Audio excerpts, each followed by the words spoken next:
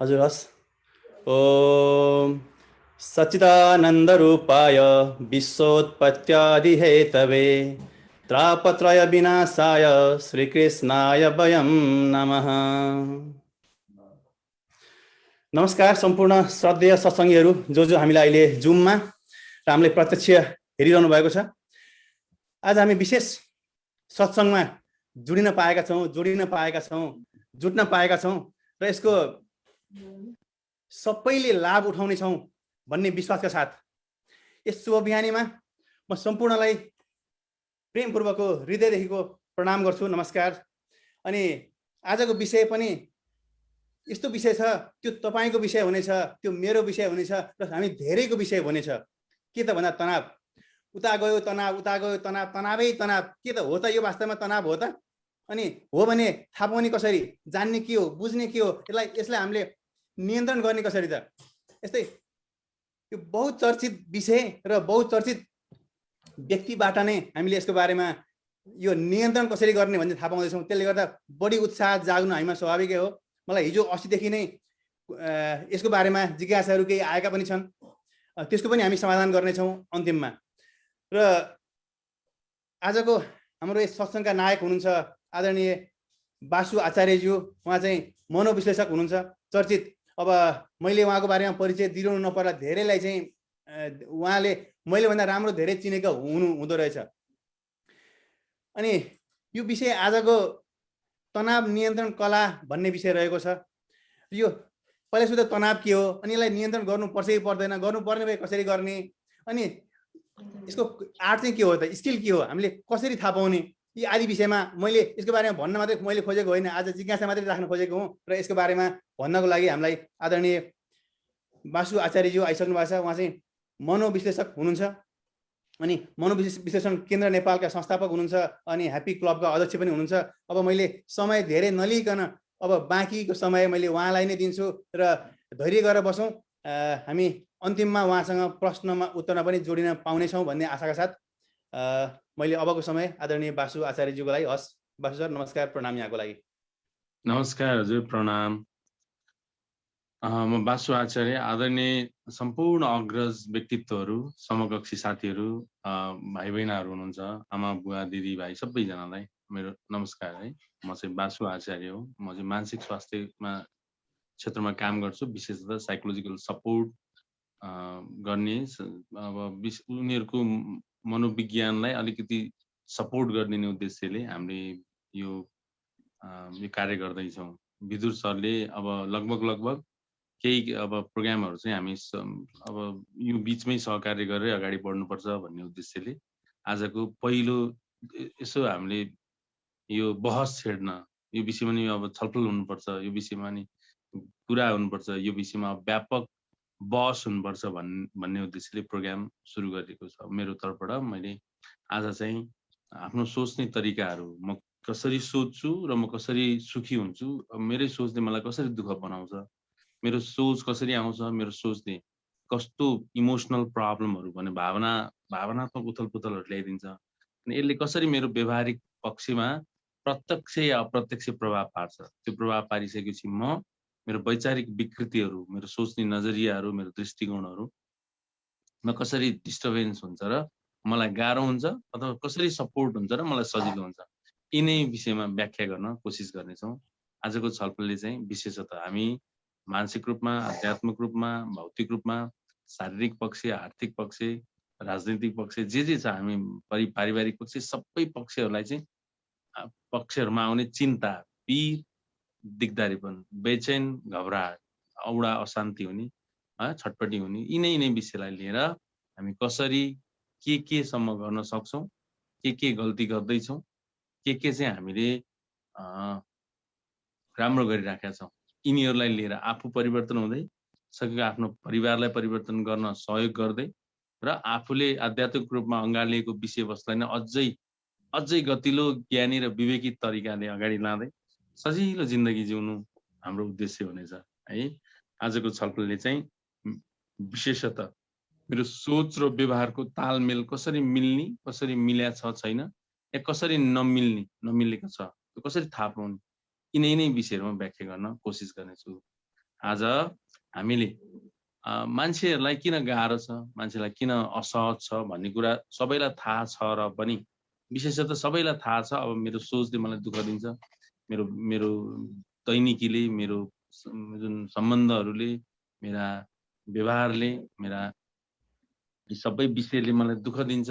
अथवा दुःखमा चाहिँ कतिपय आदरणीय अग्रज साथी सङ्गी अथवा जुनियर भाइ बहिनीहरू यसमा रमाउँदै, खुसी हुँदै, दुःखम सुखम अगाडि बढ्दै, केही न केही तरिकाले आफूलाई सम्हाल्दै, स्वीकार्दै, माफ दिँदै, अझ भनौँ सहज तरिकाले आफूलाई अगाडि बढाउनु भएको छ भने केहीले चाहिँ अलिकति सक्दिन कि, सम्भव छैन कि, हुँदैन कि, गाह्रो पो हुन्छ कि, एडजस्ट गर्न सक्दिन कि, मुड भावनाहरू, मुड भनेको मनको स्थितिहरू मिलाउन सक्दिन कि, बेचैन घबराहटले मलाई गाह्रो बनाउँछ कि, त्यही अनुसारको रिसलाई व्यवस्थापन गर्न सक्दिन कि, समग्रमा यी निन्द्रा अनिन्द्रा सम्बन्धी यिनै बच्चाको पिर, यताको पिर, उताको पिर, सम्पूर्ण पिरहरूलाई डिल गर्न सक्दिन कि भन्ने उद्देश्यले तनाव नियन्त्रण कला भन्ने विषयमा आज बहस मैले थालेँ है। आजको बसाइ लगभग हामी अलि छोटै गर्छौँ, किनभने मेरो अर्को पनि क्लास स्टार्ट हुने भएको कारणले आज चाहिँ तपाईँहरूलाई अलि झकझकाइदिने, अलिकति लु अब सुरु गरौँ है, यो विषयमा बहस सुरु गरौँ, झकझकाएर अर्को प्रोग्राममा चाहिँ हामी लामो 2 घन्टाको 3 घन्टाको बहस गर्ने र सकेसम्म सधैँ नै यो विषयमा छलफलको लागि तपाईँहरूलाई प्रेरित गर्ने, तपाईँहरू मैले सिक्ने, मबाट तपाईँहरूले केही ज्ञान लिने, यिनै विषय हुँदैछ। नर्मल्ली चिन्ता भन्ने बित्तिकै हामी राम्रो पक्ष हुन्छ। चिन्ता महत्त्वपूर्ण कुरा हो। चिन्ताले नै हामीलाई यो हाइटसम्म ल्याइदियो। हामीले चिन्ता नगरेको भए हाम्रो यो स्थिति हुने थिएन। यो स्थिति जुन बेस्ट स्थिति, हामीले सोचेको जस्तो, हामीले सङ्घर्षरत तर पनि आनन्द र शान्तिको स्थिति एक हदसम्म हामीले हामीलाई मिलाइरहेको स्थिति हो। तर चिन्ताको नाममा हामीले बेचैन हुने खाले चिन्ता, डर लाग्ने खाले चिन्ता, पिर लाग्ने खाले चिन्ता, भविष्यको डर, पास्टको डर, बालबच्चाको डर, आफ्नो आर्थिक पक्षको डर, स्वास्थ्यको डर, अथवा सम्बन्धहरू, अन्तर्व्यक्तित्व सम्बन्धहरूको डर, अब अननोन डर, के हो डर थाहा छैन डर, पेनिकको डर, ओभर जनरलाइज गर्ने फ्याक्टरको डर, मान्छेका डर, यी सबै डर, रोगको डर, यी सबै जे होस् डर चिन्तालाई लिएर अलि बढी नै पीडित हुने, अलि बढी नै डिस्टर्ब हुने, उस्तै परेको केसमा दिउँसो पनि आपत पर्ने, सुत्ने बेला नै आपत पर्ने, बिहानै सुन्ने भयो जस्तो हुने, के भएको यस्तो भने जस्तो हुने, यिनीहरूको पछाडि दुश्चिन्ता भन्ने फ्याक्टरको हावी हुन्छ। यो हावी अब विश्व स्वास्थ्य सङ्गठनको अनुसार 2030 पछि त 3 जनाबाट 1 जनालाई हुँदैछ भने यो हावी व्यवस्थापन गर है भनेर झकझकाइसक्यो। अब हामीलाई विभिन्न तरिकाले झकझकाए, प्रोग्रामहरू लिएर झकझकाए, अब रिसर्चहरू गरेर झकझकाए, वर्षकै पछि मेन्टल हेल्थ डेको दिन नाराहरू ल्याएर त्यसका विषयमा बहसहरू चलाएर झकझकाए। नेपालमा पो अलिकति मेन्टल हेल्थको बहस धेरै पछाडि छ, किनभने यो बहस त भर्खर त हामी सुरु गर्दैछौँ भने अरू अब गाउँ कहाँ गन्धरातिर त यति गाह्रो छ, त्यत्तिकै सिद्धिन, थाहै नपाई मृत्युवरण गर्न, विशेषतः आत्महत्याका कारण, थाहै नपाई बेचैन घर व्यवहार तहस नहस गर्न, विशेषतः डिप्रेस मुड अथवा अलि जटिल मध्यम जटिल प्रकारका मानसिक समस्याले, थाहै नपाई विभिन्न भ्रमहरू सिर्जना भएर आपराधिक घटनाहरू घट्न, विशेषतः अलि स्किजोफ्रेनिया टाइपका, अलिकति एन्टी सोसियल टाइपका व्यवहारहरूले, है धेरै कारणले र कतिपय केसमा चाहिँ आफ्नो क्वालिटीको लाइफलाई मिठो बनाउन नसकिकन आफू बेचैन र औडामा बसिरहेका साथी सङ्गी आफन्तहरू हुनुहुन्छ तपाईँका, हाम्रा अथवा सम्पूर्ण देशवासी मध्येका केही, विशेषतः 20-25% को आँकडामा यो स्थिति छ। यसलाई मानसिक समस्या भन्छ। मानसिक समस्या भन्ने बित्तिकै मानसिक भनेको मेरो सोच र व्यवहार, मानसिक भनेको जहिल्यै दुईटा कुरा बुझ्नुपर्छ, एउटा मेरो सोच र मेरो व्यवहार। व्यवहार भनेको सोचले निम्त्याउने व्यवहार है, पैसाको व्यवहार मात्रै भनिन्न, पैसाको व्यवहार पनि हो, तर त्यो व्यवहार भनेको चाहिँ बिहेभियरल फ्याक्टर के, व्यवहारिक पक्ष। जस्तै मैले सोची मलाई केही हुन्छ कि भनेर सोच्दा, जस्तै म हृदयघात हुन्छ कि मेरो ब्रेन ह्यामरेज हुन्छ कि भनेर भनेपछि ऊ भावनात्मक रूपमा डाउन भएर हस्पिटल दौडेर त्यो म मर्छु कि क्या हो भनिनु। सोच भनेको त्यो केही हुन्छ कि व्यवहार भनेको हस्पिटल जानु। म केही गर्न सक्दिनँ, मेरो जिन्दगी जिउनु कुनै अर्थ छैन भन्ने सोचले सुसाइडको लागि पहल गर्नु त्यो व्यवहार हो। जस्तै राम्रो पक्षमा पनि म त अब दुःख गर्नै पर्छ र यो मेरो भविष्यको लागि, मेरो परिवारको लागि भन्ने सोचले होइन म घरि अस्ट्रेलिया जान्छु, घरि दुबईमा दुःख गर्छु, घरि युएसतिर जान्छु, घरि नेपालमा अनेक सङ्घर्ष गर्छु, त्यही हो सोच र व्यवहार। सोच र व्यवहारको तालमेल नै मन हो। मन भनेको जन्मेको केही समयपछि जबसम्म चेतना खुल्यो, आइडिया भयो, बुझ्यो यो रहेछ, मेरो पेन रहेछ, मम्मीको लिपस्टिक रहेछ, बुवाको चस्मा रहेछ, मेरो आफ्नो अधिकार हुने रहेछ, नत्र बढी जान्ने भयो भने पिटाइ पनि खाइने रहेछ भनेर जब विवेक फुरेदेखि मृत्यु हुने दिनसम्म उसको ज्यानले, उसको यो शरीरले के गर्यो त? सोच्यो अनि व्यवहार गर्यो। दुईटा चाहिँ महत्त्वपूर्ण काम गर्यो। सोच्यो, बुझ्यो, जान्यो, महसुस गर्यो, रिसायो, खुसी भयो, इच्छाहरू राख्यो, कुण्ठा, डर, शङ्का, ज्ञान, विवेक, सिकाइ, सहनशीलता, धैर्यता यी सबै गर्यो। मस्तिष्कले फङ्सन गर्छ त्यो फेरि सोच र व्यवहार है। फेरि आँखा, नाक, मुख हामीले सबै पक्षहरू यो इन्द्रियहरूको आधारले मेरो मस्तिष्कमा इन्फर्मेसन गएर मैले फङ्सन गर्ने। त्यो फङ्सनको समग्र रूपलाई व्यवहार भन्छ, जुन पूर्वी दर्शन र पश्चिमी दर्शन संसारका हरेक दर्शनहरूमा यही हो कुरो। अब मनोविज्ञान चाहिँ अलिकति परिष्कृत भएर रिसर्च बढी गरेर अलिक पश्चिमी मुलुकहरूले खर्च पनि एकदमै प्रशस्त गरेर र अनि विशेषतः यसलाई चाहिँ अलिकति पोइन्ट वाइज, अलिकति फ्याक्ट वाइज अगाडि बढाएको कारणले अलि मनोविज्ञान भनेर परिचित भयो। नत्र हाम्रो पूर्वी दर्शन जतिका गतिला मनोविज्ञानका बहस त अरू केहीमा पनि छैन। तर यसमा के भयो, हामी सीमितमा भयौँ, लिमिटमा भयौँ, रिसर्च लगभग सुन्नै छ। अर्को कुरा हामी दम्बित मात्रै भएर बस्छौँ हाम्रो दर्शनका आधारलाई लिएर होइन। हामीले त्यसमा बसेर थप अध्ययन अनुसन्धान गर्न चाहेनौँ अथवा जानेनौँ र हामी पूर्वी सभ्यताका हरेक है हाम्रा गीताहरू हामीले अध्ययन गर्ने श्रीमद् भागवतहरू, हामीले हाम्रो पौराणिक सम्पूर्ण कथा, धार्मिक कथा होइन, नैतिक कथाहरू सबै मनोविज्ञानका परिष्कृत रूप हुन् त्यो लेखुन्जेलसम्म। त्यसपछि पनि त्यसलाई फलो गरेर धेरै आफूलाई मानसिक रूपमा, व्यावहारिक रूपमा स्पष्ट र बेस्ट बनेर हाम्रा अग्रजहरू आउनुभयो। भलै अब दुःख पाउनुभयो कतिपय अब वैज्ञानिक पक्षहरूलाई अँगाल्न सक्दा, तर पनि हामी मानसिक रूपमा र व्यवहारिक रूपमा एकदमै बेस्ट थियौँ। तर यसलाई के भयो, यो अपडेटेड हुन पाएन। यसलाई लिएर बहस कम भएर पश्चिमी बहसहरू सुरु गर्न थालेका कारण हामी हाम्रो मनोविज्ञानलाई केही डक्टर फ्राइडकै आधारमा, केही एरोन बेगका आधारमा लिएर, जुङका आधारमा लिएर हामी बहस र ज्ञान लिनु परेको छ। नत्र हाम्रा बुद्धका भनाइहरू, हाम्रा हिन्दू धर्मका संस्कार संस्कृतिहरू सबै, फेरि धार्मिक पक्ष सबैको कुरा अरे मैले हिन्दू धर्मलाई मात्रै बढावा दिन मात्रै पनि खोजेन। यसमा बाइबलमा पनि कुरानमा पनि बहस यस्तै छ। तर के हो भने यसलाई चाहिँ हामीले अध्यापन गराउने तरिकाले ल्याउन सकेनौँ र हामीले पश्चिमी दर्शनको मनोविज्ञानलाई उत्तम मान्नुपर्छ हो पनि, र यसलाई लिएर हामी सचेत भएर सिकेर अगाडि पनि बढ्नुपर्छ भन्ने यो मेरो सत्सङ्गको लागि बहस है। अब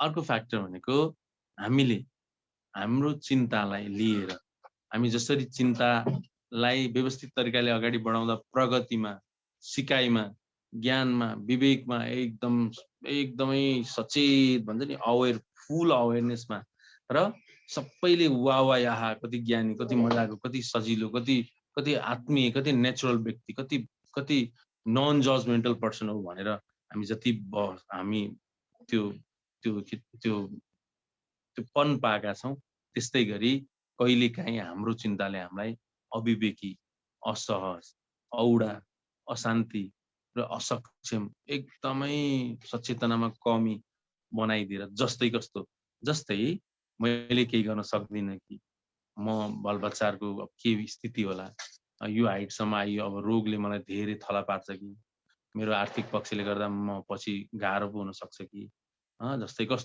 जस्तै फोन उठायो, फोन गर्यो, फोन उठाएन, फोन गर्यो, फोन उठाएन, ला मलाई हेप्यो कि क्या हो, 4वटा फोनमै। ऊ बेलामा 4 वर्षसम्म कुर्न तयार थिए आफ्ना श्रीमतीलाई श्रीमान, श्रीमानलाई श्रीमती, बुवालाई छोरा, छोरालाई बुवा। 4 वर्ष, 3 वर्ष, 1 महिना कुर्न पनि तयार। तर यहाँ एउटा, दुईटा या 3टा फोन नउठ्दा त्यो कुरालाई लिएर मनगणन्ती कथा बनाएर आफै पीडित भएर आफै विभिन्न अर्थको अनर्थ लाएर यी पखलास मलाई माया नगर्ने, मलाई मेरो फोन नउठाउने, मलाई हेप्न खोज्या हो भनेर यसरी चिन्तामा रहने है। जस्तै गाडी अनि फेरि चिन्ताका आधारहरू त छन् फेरि, त्यो पनि मैले अहिले जोडिहाल्छु। चिन्ताका आधार भए पनि हामीले प्राथमिकता चाहिँ यथार्थपरक भनेको सिचुएसनल एनालाइसिसमा बहस गर्नु चाहिँ चिन्ताको आधार प्रशस्त छन्, किन छैन? गाडी एक्सिडेन्ट भइराखेको छ, मेरो बच्चालाई गाडी गाउँमा पठाएको थिएँ, न केही बाटोमा हुन्छ कि, त्यो चिन्ता ठिक छ। आमा बिरामी भयो, हस्पिटल लानुपर्छ, त्यो चिन्ता ठिक छ। गाडी ढिला आयो, स्कुल बस बाटोतिर ड्याङ्ग कतै हानिदियो कि अर्को गाडीलाई, है आफ्नो बच्चाको केही पर्यो कि, त्यो चिन्ता ठिक छ। त्यसले हल्का झड्कासम्म दिन पनि ठिक छ। तर त्योलाई लिएर दिनभरि अब कुन सिचुएसन त्यो आधारमा अलि बढी नै इमोसन फिल गर्ने, जस्तै डर, कस्तो बेचैन, घबराहट, त्यसले गर्दा फिजिकल सिम्पटमहरू चटचट भन्ने, कस्तो औडा अशान्ति बन्दिने होइन, हात पनि पसिना आए जस्तो, यहाँ कस्तो गले जस्तो, यहाँ काँध भारी भए जस्तो, अनि त्यसले गर्दा हतार, छिटो बोली, त्यसले गर्दाखेरि रिस उठ्ने, त्यसले गर्दा मजा नआउने, त्यसले गर्दाखेरि खालि चेक गरे गर्न मन लाग्ने के छ, के भइरहेछ भनेर, अनि 10 मिनट ढिला आउने बित्तिकै ड्राइभरलाई फोन गरिदिहाल्ने, ठिक त छ नि, उसको स्वर सुन्ने बित्तिकै ठिक रहेछ हजुर भन्ने बित्तिकै कति सजिलो हुन्छ। आउँदैछौँ ढिला भयो भनेपछि आनन्द हो नि त उसलाई, तपाईँको त्यो आनन्दको लागि उसले कन्फर्म गरिदिनु पर्ने। तपाईँहरू भनेको मतलब तपाईँहरूले यसरी बुझाउने भन्ने चाहिँ है, मैले तपाईँहरू भनेको मतलब चाहिँ तपाईँहरू यो विज्ञ टोलीले यसरी बुझाइदिने कि अरू साथी सङ्गीहरूलाई, अरू जुन साँच्चीकै प्रब्लममा पर्नु भएकोहरूलाई, अथवा तपाईँको भाइ भतिजा दिदी बहिनी बुवा जो कोही हुनेहरूलाई, र कहिलेकाहीँ आफूमा पर्यो भने आफूलाई पनि त्यसरी बहस चाहिँ मैले तपाईँहरूलाई तपाईँ शब्द प्रयोग गरेको छु, यसलाई तपाईँले त्यसरी बुझिदिनु होला। हो यसरी हामी आफ्नो सोच्ने नजरियाहरू, आफ्नो बुझ्ने तरिकाहरू, आफ्ना भनाइहरू, आफ्ना बुझाइहरू, आफ्ना दृष्टिकोणहरू, आफ्ना सम्पूर्ण पक्षहरू, आफ्नो अब कुनै रिटायर लाइफ पछिका डिप्रेस मुडहरू होइन, अब बालबच्चाका आफ्ना छोराछोरी जुन विवाहित छोराछोरीका व्यवहारहरू, नाति नातिनाका भविष्यका चिन्ता पिरहरू होइन, आफ्नै पनि उस्तै परिस्थितिमा एक्लो जीवन बसेको छ होइन, भनेको मतलब श्रीमान या श्रीमतीको मृत्यु पश्चात हुने आफ्नो एडजस्ट हुन नसक्ने पक्षहरू, सबै पक्षलाई लिएर ऋणहरू, ब्याङ्कको ऋणहरू, छोराको अब केही असहज स्थिति छ भने त्यसको प्रगति गर्न सकेन, त्यसले कति दुःख पाएला, छोरीलाई उता ज्वाइँले के गरिराखेका होलान्, न दुःख पो दिन् कि बच्चाले कसरी कति आपत पार्दै होला, पिर लिएर ठिकै छ, पिर पनि ठिकै छ अघि मैले भने, तर त्यही पिर लिएर खानै मन नलाग्ने, चिडचिडाहट पनि, इरिटेट हुने, रिस उठ्ने, चिन्ता व्यवस्थापन गर्नै नसक्ने, त्यो तनावलाई लिएर आफूलाई मनमा एकदम डर लागिरहन्छ। ठिक छ, अहिले डरको विषयमा हामी बहस गर्छौँ। चिन्ता हुने यसलाई भन्छ चिन्ता, दुश्चिन्ता। चिन्ता अघि मैले भने ठिक हो, चिन्ता हुनुपर्छ, चिन्ता बिना अरू मान्छे अगाडि बढ्ने आधारै छैन। तर चिन्तालाई थप्यो, गलत चिन्ता थप्यो, अथवा बढी चिन्ता थप्यो, अति चिन्ता थप्यो भने त्यसलाई हामीले उस्तै परिस्थितिमा मानसिक विकारको रूपमा पनि परिभाषित गर्नुपर्छ। त्यसलाई अब जनरलाइज एन्जाइटी डिसअर्डर भन्छ नेपालीमा चाहिँ, दुश्चिन्ता विकार, सामान्यकृत दुश्चिन्ता विकार, हरेक कुरालाई ओभर जनरलाइज गर्ने। जस्तै कोही हार्ट एट्याकबाट बित्यो, ला मेरो पनि पालो आउँछ कि, कोही बाढीले बगायो, ला मेरो छोरीलाई पो त्यो कहाँ जाँदैछ बाढीले बगाउँछ कि, को ऋणमा डुब्यो, मेरो पनि ऋणको स्थिति डुब्ने स्थिति हुन्छ कि, कसको घरबार गयो, ला मेरो पनि ब्याङ्कले तान्छ कि, उता को जेल गयो, ला मेरो छोरीलाई पनि कुनै फसाइदिन्छन् कि होइन, काम गर्दैछ ब्याङ्कमा, न त्यसलाई पनि आरोप लगाइदिन्छन् कि, यिनै विषयलाई लिएर अलि बढी नै पीडित भएर, अलि बढीको मतलब कति, अलि बढीको मतलब मेरो म ड्रइङ गरिहाल्छु है, एकै मिनट। अलि बढीको मतलब चाहिँ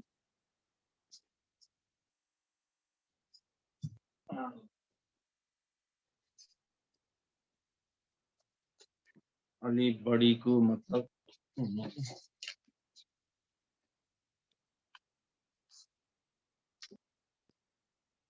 अलि बढी भनेको जस्तै 0 छ 100 छ।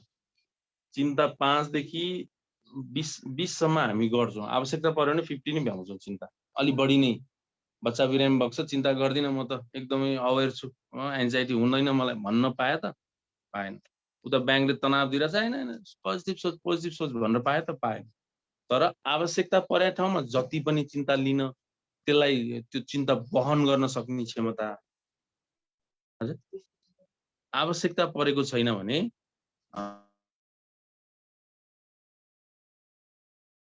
राखेको ठाउँमा आवश्यकता परेको छैन 5 देखि 8 10, तर यहाँ आवश्यकता परे पनि नपरे पनि 60-70 भ्याइदिने, यसलाई चाहिँ चिन्ता विकार भन्छ। आवश्यकता परे पनि नपरे पनि 2 रिसाउनु 5 रिसाउनु पर्ने ठाउँमा 70-80 भ्याइदिइराखेको हुन्छ। सानो उसले यो सामान यता राख्नुपर्ने हो, यता राख्दा बेलामा मलाई किन बुझ्दैनौ, मैले कतिचोटि भन्नु यो सामान यहाँ नराख भन्छ। वाइफले भनिरहेछ तिमी मोजा खोलेपछि जुत्तामा राख्नु पर्दैन, यहाँ फ्यात्त फाल्दिने खाटतिर अथवा सोफामा, यो सोफामा मोजा राख्ने हेर्नु है।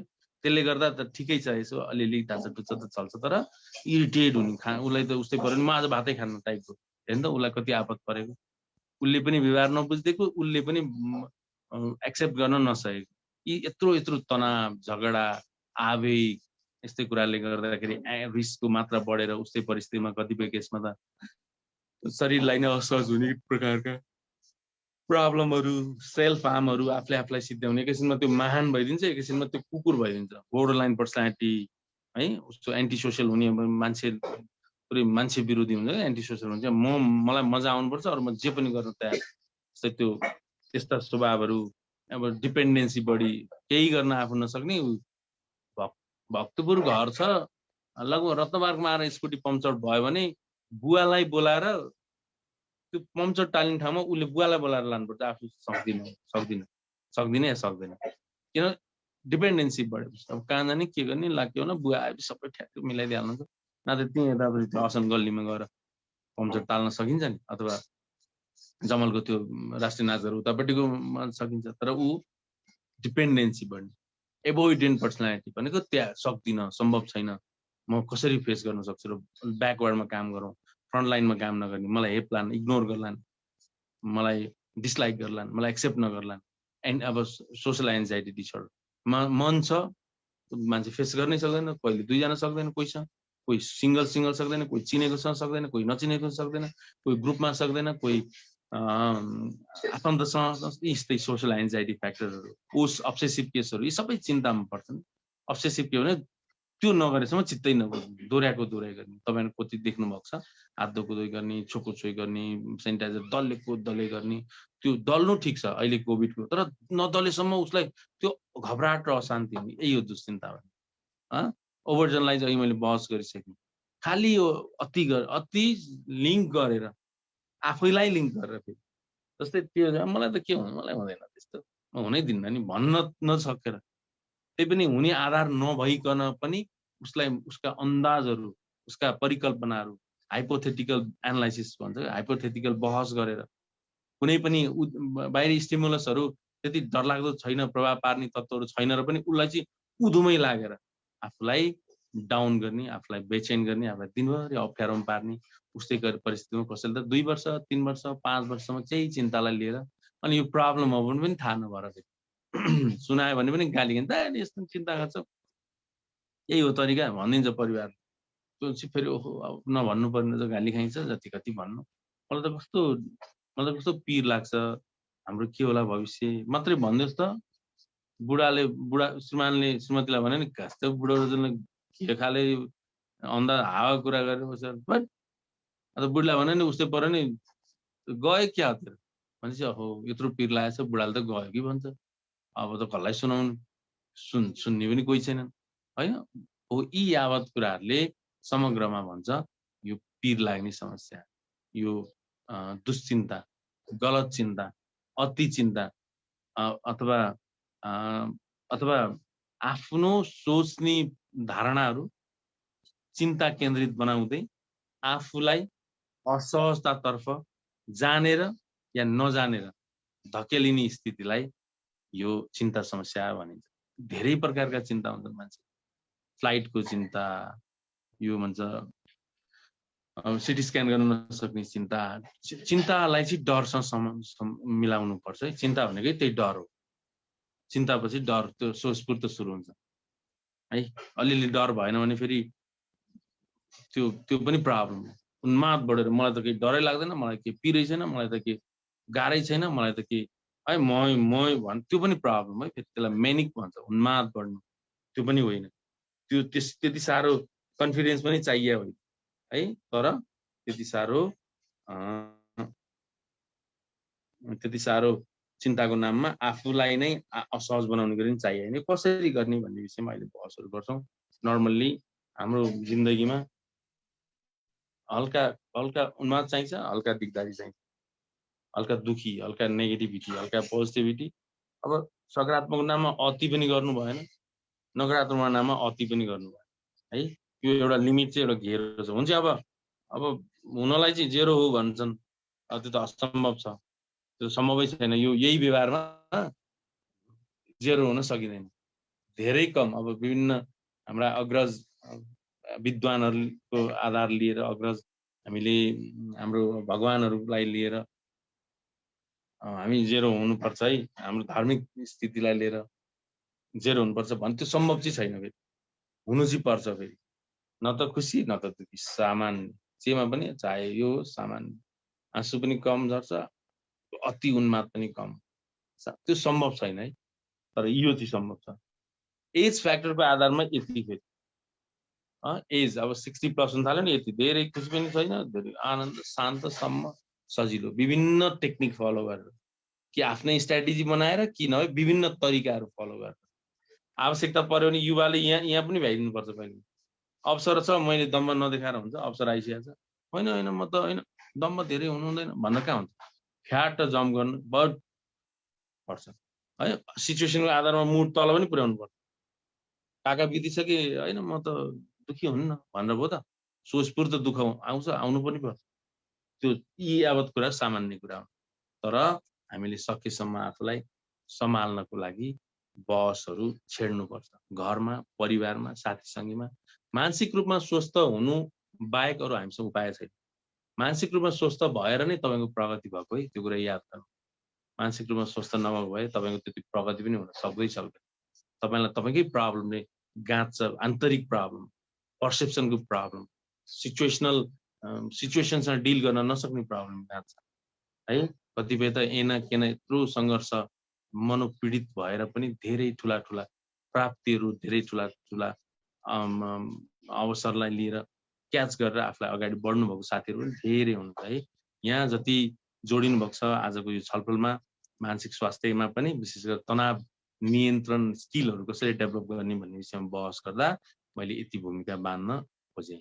अब यसको लागि सल्युसन केन्द्रित बहस गरौँ। मान्छे दुई प्रकारका हुन्छन्, एउटा समस्या केन्द्रित, अर्को समाधान केन्द्रित। समस्या केन्द्रितको मान्छे समाधानमा पनि समस्या देख्छ, समस्या केन्द्रितहरू। समाधान केन्द्रितहरूको त उसलाई त समाधान बाहेक केही फुर्दैन। यसरी समाधान फुर्छ कि टक टक टक टक सबै मिलाइहाल्छ। विशेष गरी जो कोही यो क्षमता हुन्छ, तर कसैमा बढी हुन्छ, कसैमा कम हुन्छ। त्यस कारणले हामीले के बुझ्नुपर्छ भने शरीर र मन फरक चिज हो। शरीर 60 वर्षको उमेरको मानसिक पक्ष मन अथवा उसको बुझ्ने क्षमता अथवा उसको यही नियन्त्रण कलाहरू 12 वर्षीय बच्चाको जस्तो नहुन पनि सक्छ। 14 वर्षीय बाबुको यस्तै तनाव नियन्त्रण कला 20-22 वर्षीय युवाको एकदम म्याच्योर, एकदम विवेकी पनि हुन्छ। त्यसकारण शरीर फरक चिज हो, मन फरक चिज हो। धार्मिकताको अनुसारले अब मनलाई विभिन्न परिभाषा दिए पनि मनोविज्ञानले मन भनेको हाम्रो सोच र व्यवहारलाई जनाउँछ। सोच र व्यवहार बाहेक अरू मन हुन सक्दैन भन्छ है। अब त्यसलाई आत्मा पनि भन्छ। तर आत्माको विषयलाई अब हरेक धर्म ग्रन्थहरू अथवा हरेक संस्कृति सभ्यताले, हरेक धर्मले, हरेक जुन नैतिकताका आधारमा अगाडि बढेका केही सिद्धान्त सूत्रहरूले परमात्माका नि बहसहरू सुरु गरेका छन्। त्यो परमात्माको बहस चाहिँ सत्सङ्गमा, प्रवचनमा, बौद्धिक विवेकी अग्रज गुरुहरूले आफ्नो प्रकारले व्याख्या गर्नुभएको छ। समग्रको व्याख्या भनेकै तपाईँलाई चरम शान्ति हुनु र तपाईँलाई सजिलो हुनु, तपाईँलाई आफूलाई नि सजिलो हुनु र आफूलाई मात्रै सजिलो भएर भएन, तपाईँले सकेको सकेको आफ्नालाई विशेष गरी बच्चाहरूलाई आफ्नो बुवा आमा जुन रगतका नाताहरूलाई सजिलो बनाउनु र अझै सकियो भने अलि बाहिर समाज समुदाय देश परदेशलाई पनि सजिलो बनाउनु चाहिँ यो चाहिँ परमात्मासँगको संयोजन अथवा योग भनेर जोडिएका छन् है। त्यो अब मेरो व्याख्या यसमा चाहिँ कमै हुन्छ। यो चाहिँ मैले कम व्याख्या किन गर्छु भने परमात्मा जोड्न थालेपछि हामी यता भुल्छौँ क्या। यता भुलिसकेपछि फेरि हामीले व्यवहारै भुल्या जस्तो हुन्छ कतिपय केसमा। मनोविज्ञानलाई चाहिँ परमात्मासँग चाहिँ जोडाउँदाखेरि एकदम व्यक्ति केन्द्रित भएर मात्रै जोडाउनु पर्छ, नत्र समग्रलाई जोडाउँदा मेरो मात्रै सिद्धान्त हुन आउँछ। यो मेरो मात्रै सिद्धान्त साइकोलोजीमा हुन पाइँदैन, किनभने हामी व्यक्तिलाई डिल गर्ने मान्छेले समग्रतामा अलिक कमै जान्छौँ। त्यसकारण परमात्मालाई हामीले कुन अर्थले जोड्छौँ त्यो जरुरी छ, तर त्यसलाई लिएर आफ्नै धारणा मात्रै सत्य हो भन्न पाइँदैन है। यसलाई मैले यति राखेँ। अर्को फ्याक्टर भनेको अब चिन्ता नियन्त्रणको लागि सबभन्दा महत्त्वपूर्ण कुरा जान्नुपर्ने पक्ष भनेको कग्निटिभ डिस्टर्सन। विशेषतः यो नेपालीमा भन्दा हाम्रो बाजे पुर्खाले भनेका छन् वैचारिक विकृति। तिम्रो विचारमा विकृत छ, तिमी विकृत सोचले तिमीलाई दुःख दिइरहेछ, तिम्रो सोच्ने यसरी सोचेर हुँदैन भनेकोलाई कग्निटिभ डिस्टर्सन भन्छ है। त्यसकारण त मैले भने हाम्रा विषयहरू अब साँच्चीकै अपग्रेड गर्नुपर्नेमा हामी उही होइन राम्रो हो। फेरि पश्चिममा रिसर्च मैले गलत भनिनँ, तर पनि हाम्रो भने हाम्रो हुन्छ, त्यसलाई चाहिँ बहस छेडौँ है भन्ने चाहिँ मैले विदुर सरलाई पनि यो विषयमा अबको बहसहरूमा सुरु गरिदिनु पर्छ। तपाईँहरूले जो यहाँ अग्रज साथीहरू युथ साथीहरू अग्रज हुनुहुन्छ, जो त अग्रज बुवा आमा आदरणीय हुनुहुन्छ, उहाँ सबैलाई भनेको कि हामी जे बहस गर्दैछौँ यो अपुरो छ र हामी पश्चिमी रिसर्चलाई आधार मान्नुपर्छ र पश्चिमा विद्वान अग्रजहरूलाई हामीले आधार मान्नुपर्छ, जुन हाम्रोमा प्रशस्त काफी छ। व्यवस्थापन मात्रै गरिदिन नसक्या, मिलाइदिन मात्रै नसक्या, यसलाई लेख्न मात्रै नसक्या, यसलाई अलिकति केही मणगणन्ते कथाहरू छोडेर सबै राम्रा छन् हाम्रा पूर्वी मनोविज्ञान, विशेषतः आध्यात्मिक बहस सहितको मनोविज्ञानलाई लिएर है यो कुराहरू बुझ्न जरुरी छ। अब कग्निटिभ डिस्टर्सन जोड्दाखेरि कग्निटिभ डिस्टर्सन भनेको वैचारिक विकृति व्यवस्थित नगरेसम्म उसको चिन्ता नियन्त्रण हुन सक्दैन, त्यो ढुक्कले सक्दैन। जस्तै के ओभर जनरलाइजेसन ठिक छ, सामान्यकरण गर्नुपर्छ। सामान्यकरण भनेको के भने ल मलाई नि कोभिड लाग्छ कि, त्यो सामान्यकरण हो। किन कोभिड लागिरहेछ सबैलाई, होइन अब अहिले लाग्यो क्या, ल मरिन्छ क्या, त्यो ओभर जनरलाइजेसन। मरिन्छ कि क्या है केही त रोग त लाग्छ कि, त्यो सामान्य विषय हो, त्यो ठिक छ जनरलाइजेसन। तर अब फ्याक्टै अब साँच्चै कन्फर्मै मरिन्छ जस्तो हस्पिटल दौडे गर्ने, त्यो ओभर जनरलाइजेसन हो है। यो भनेको ओभर जनरलाइजेसन को तिललाई पहाड बनाउनु सबै नेपालीमा उहिले यो नसिकिकन छ क्या हामीसँग बहसहरू। तिललाई पहाड बनाउने बानी छ कि छैन। दोस्रो कुरा क्याटेस्ट्रोफाइजिङ भन्छ, त्यो मल्टिप्लाई गर्ने क्या, 2 दुना 4 4 दुना 8 गनाएर विषयलाई यत्रो छन् यत्रो सिद्धो रे भनेको जस्तो गर्दैन। बुझ्नु है, पहाड लाग्यो रे भन्दा मर्यो रे भने जस्तो बनाउँदिने क्या। त्यो भन्नु खोजेँ मैले, तपाईँहरू बुझ्नु। मैले शब्द मैले थोरै प्रस्तुत गरेँ, यही शब्द। हल्का पेट दुख्यो रे भन्दा अब मर्यो रे भने जस्तो त्यसलाई भन्छ क्याटेस्ट्रोफाइजिङ। त्यो चाहिँ 2 दुना त्यस्तो बानी छ कि छैन। अर्को कुरा लेबलिङ, जस्तै उसले घर बनायो, भ्रष्टाचार गर्यो त्यसले, ल होइन त भ्रष्टाचार गर्यो ट्याक्क दिएर भयो त न। अब त्यसले भ्रष्टाचार थोरै गरेर होला, थोरै ऋण ल्यायो होला, थोरै आफन्तसँग मागेर, थोरै उसँग थियो होला, थोरै श्रीमतीको गहना बेचेर कति त तिर्नै बाँकी होला कति ठाउँमा। यो चाहिँ भन्छ लेबलिङ। त्यो लेबल लाउँदा पनि विवेक पुर्याएर लेबल लाग्न सक्छ छैन। अर्को फ्याक्टर छ नेगेटिभ फिल्टरिङ, माने नकारात्मकतालाई मात्रै फिल्टर गरेर अनि निचोड निकाल्ने त्यो स्वभाव छ कि छैन, उसको बुझाइ छ कि छैन, उसको बानी छ कि छैन। उसले यसलाई भन्छ सोच्न नजान्ने ढङ्ग महत्त्वपूर्ण कुरा हो, तर गलत ढङ्गले उसलाई यस्ता 15-20 वटा छन्। जस्तै जज गर्ने, जस्तै कम्पेयर गर्ने, तुलना गर्नु ठिक छ, कम्पेयर हुनुपर्छ।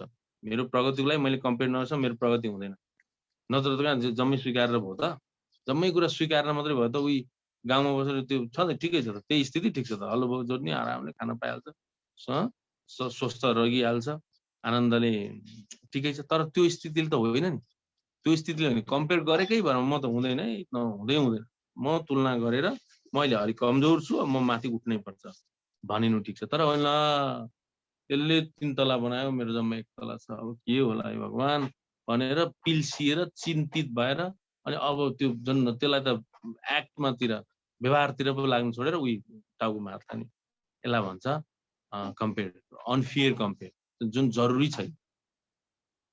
जे कुरा पनि ठिक्क जरुरी छ है, फेरि त्यो जुन कुरा याद गर्नु जरुरी छ, ठिक्क गर्नुपर्छ, तर अति गर्ने फ्याक्टर हो। अर्को कुरा भनेको अब यो पास्ट र फ्युचरका लिएर सिरियस भइदिने फ्याक्ट के होला, के थाहा र के होला, राम्रै होला नि, नराम्रो चाहिँ किन हुन्छ र, नराम्रो भन्छ नि फेस गरौँला न भनेको चाहिँ अन्दाज गर्ने उस्तै परिस्थितिमा यसलाई भन्छ ज्योतिषी बन्न खोज्ने। यो आफ्नो ज्योतिषी म खत्तम होला कि, मेरो भविष्य नराम्रो होला कि, जब राम्रो नहोला कि, करियर नराम्रो होला कि, होइन अन्दाज कि जोड्ने कि जोड्ने विषयहरू जुन पास्ट र फ्युचर लिएर सिरियस भइदिनु, ब्ल्याक एन्ड व्हाइट थट भन्छ कि खतरा हो भने जस्तो कि खत्तम हो भन्ने कुनै पनि कुरालाई जस्तै के त्यो त राम्रो, त्यसका अवगुणहरू नदेख्ने, त्यो त नराम्रो, त्यसका गुणहरू नदेख्ने, सेन्टरमा नबस्ने क्या, ग्रेमा नबस्ने भन्छ क्या, भनेको मतलब 50 मा नबस्ने कि 100 सही एकदम राम्रो कि त्यो बानीले पनि उसलाई चिन्ता नियन्त्रण गर्न दिँदैन। अर्को कुरा एक्सेप्टेन्स एनालाइसिस गर्न नसक्ने, स्वीकार्नै नसक्ने।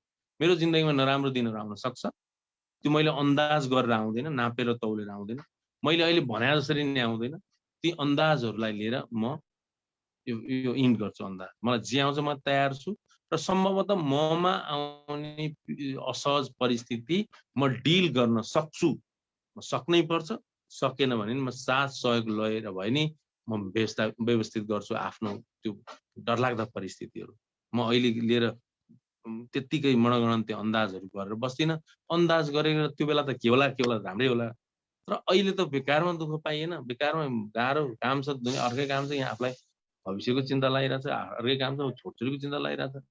जे कुरा पनि मेरो जीवनमा घटना घट्न सक्छ, यहाँ कस्तो हुन्छ नि, मेरो जिन्दगीमा चाहिँ नराम्रो घट्नै नघटोस् भन्नेहरूले गर्दाखेरि यो चिन्ताले व्यवस्थित गर्न नसक्ने, मेरो जिन्दगीमा नराम्रो घटना घट्न पाउँछ, सक्छ, त्यो बेलामा मैले त्यो असहज परिस्थिति डिल गर्न नसक्ने मसँग अहिले प्रमाणहरू छैनन्, सक्छु, किनभने के नै चाहिँ आउला र डरलाग्दो घटना, अनि के नै उल्कै चाहिँ के आउला, एकैचोटि परिवारै 5 जना स्वाहा नभइएला नि, भित्ते पनि एकजना बित्ला नि, एकजना पो बित्ला नि त, अथवा छोरो बित्ला, अथवा मै बित्ला, अथवा बुढी बित्लिन्, अथवा बुवा बित्लान्, एउटा बित्ला, डरलाग्दो घटना हुने त्यही त हो। अब त के घटना र त्योभन्दा डरलाग्दो अर्को कुरा, ल जबै जाला त म अर्को गरिहाल्छु, बितेछ नि ठिक छ, म स्वीकार्छु, अब मान्छे मै बित्ने त हो एक दिन, मैले मेरो विवेक नगुमाउनु बाहेक अरू केही गर्नु जरुरी छैन। यस्ता चिन्तित गरेर तडपेर परिवारलाई पनि गजर गजर गजर गजर गरेर आफ्नो मनमा पनि कुचुर पछाडि आँखा यहाँ प्रिजनमा छ, आँखा नै प्रिजनमा हुँदैन, भए जस्तो मात्रै हो, कहाँ हो बिजर त्यो तरिकाले हुँदैन। त्यो तरिकाले बहस गर्न थाल्यो भने यिनै चिन्ताहरू बढ्ने, यिनै चिन्ताहरूलाई धेरै गाह्रो हुने है। जस्तै अब बुहारीले किरकिर गर्छिन्, घाले छुट्टै हुन्छ उसको ताल, स्वीकार दिने, ठिकै छ, बुहारी अचेलका यस्तै हुन्, अचेलका बुहारीलाई मैले व्यवस्थित गर्न सक्दिनँ, सकेसम्म हामी सहकार्य र सहकर्म गरेर अगाडि बढ्छौँ र अलिअलि उसका कुरा हाबी हुन्छन्, अलिअलि मेरा कुरा हाबी हुन्छन्, यो कुरा लिएर छोरालाई म किन दुःख दिनु बढी, नाति नातिलाई किन दुःख दिनु बढी, उसलाई मैले परिवर्तन, यो संसारमा सासूले बुहारीलाई परिवर्तन गर्न खोज्नु, त्यस्तो पहल गर्नु, छोरालाई त्यसरी भनिनु, अथवा बुढालाई बुढी त चेन्ज हुनुपर्छ भनेर भनिनु, यो सबैभन्दा नहुने फ्याक्टर हो, त्यो असम्भव, धेरै कम मात्रै सम्भव हुन्छ। तपाईँलाई बुझ्दैन बुहारीले व्यवहार गर्ने, ठिकै छ त, उसको कुरा हो, मेरो श्रीमान भइराख्नु भएको छ, अथवा छैनन्, मेरो श्रीमान छैनन्, मेरो साथीहरू छन्, मेरो छोरो छ, हो त्यसरी बहस गरेपछि चिन्ता व्यवस्थापन गर्न सजिलो हुन्छ। अर्को फ्याक्टर भनेको मुड, कस्तो दिक्क लाग्छ, मैले भने जस्तै छैन, मैले भने जस्तो हुँदैन, मैले भने जस्तो हुँदैन भने जसो जसो हुन्छ त्यसो गर्नुपर्छ, मैले भने जस्तो हुन नसक्न पाउँछ, किनभने 7 अरब मान्छे टाउका छन्, 7 अरबले भने जस्तो हुन्छ त, खै त भएको, उसो त यो ध्वस्त भयो नि, 2-3 महिना पनि ध्वस्त हुन्छ, सबैले भने जस्तो हुनुपर्छ भन्यो भने ध्वस्तै हुन्छ, कुटाकुट काटाकाट मारामार, मलाई त्यसो गर्नु मनपर्छ, त्यसलाई ऊ त्यो मन पर्ला, मलाई यो त्यो त्यो है, मलाई यो त्यसो जागिर त्यो पैसा यता सम्बन्ध उस त्यो बुढी मन पर्ले, मैले भने जस्तो मेरो उसको बुढी मलाई मन पर्ला होइन नि त, जस्तो भन भन्छ त्यस्तो हुँदैन। मैले भने जस्तो हुँदैन, सकेसम्म बनाउने हो। त्यसको लागि त स्ट्राटेजी, रणनीति, चलाकी पनि, र अति चलाकी पनि होइन, ठिक्क स्वीकार्दै चलाकी, सहँदै चलाकी, सम्हाल्दै चलाकी, मिलाउँदै चलाकी, सहनु सम्हाल्नु मिलाउनु जतिको महान व्यक्ति कोही हुँदैन। ज्ञानेन्द्र सरकारलाई हेर्नु त कति सहेको, तपाईँ हाम्रो चाहिँ के नै बिग्रेला र बिग्रे, ज्ञानेन्द्र सरकारको त सर्वस्व बिग्रेको छ, सत्ता बिग्रेको छ, छोरा बिग्रेको छ, उस्तै परिस्थितिमा बुहारीको बिजोग छ, आफ्नो स्वास्थ्य बिग्रेको छ, र पनि बुढाले सही रहेछन् त। किनभने उहाँलाई थाहा छ कि मैले सहनु स्वीकार्नु र म सकेसम्म शान्तिमा रहनु बाहेक अरू उपाय छैन। होइन भने मैले कि त डिप्रेस हुनु पर्यो, कि सुसाइड गर्नु पर्यो, कि नभए औषधि चलाउनु पर्यो। यी तीनटा भन्दा उपाय छैनन् भने सबभन्दा सजिलो उपाय के? स्वीकार बाबु, सबै कुरा स्वीकार। देख्नु चाहिँ जिन्दगी रहेछ, हेर्नु चाहिँ जिन्दगी रहेछ। तमासा घरि मेरो तमासा, घरि उसको तमासा, तमासा हेर्ने, मजा लुट्ने, दुःख परे नि स्वीकार्ने, सुख परे नि स्वीकार्ने।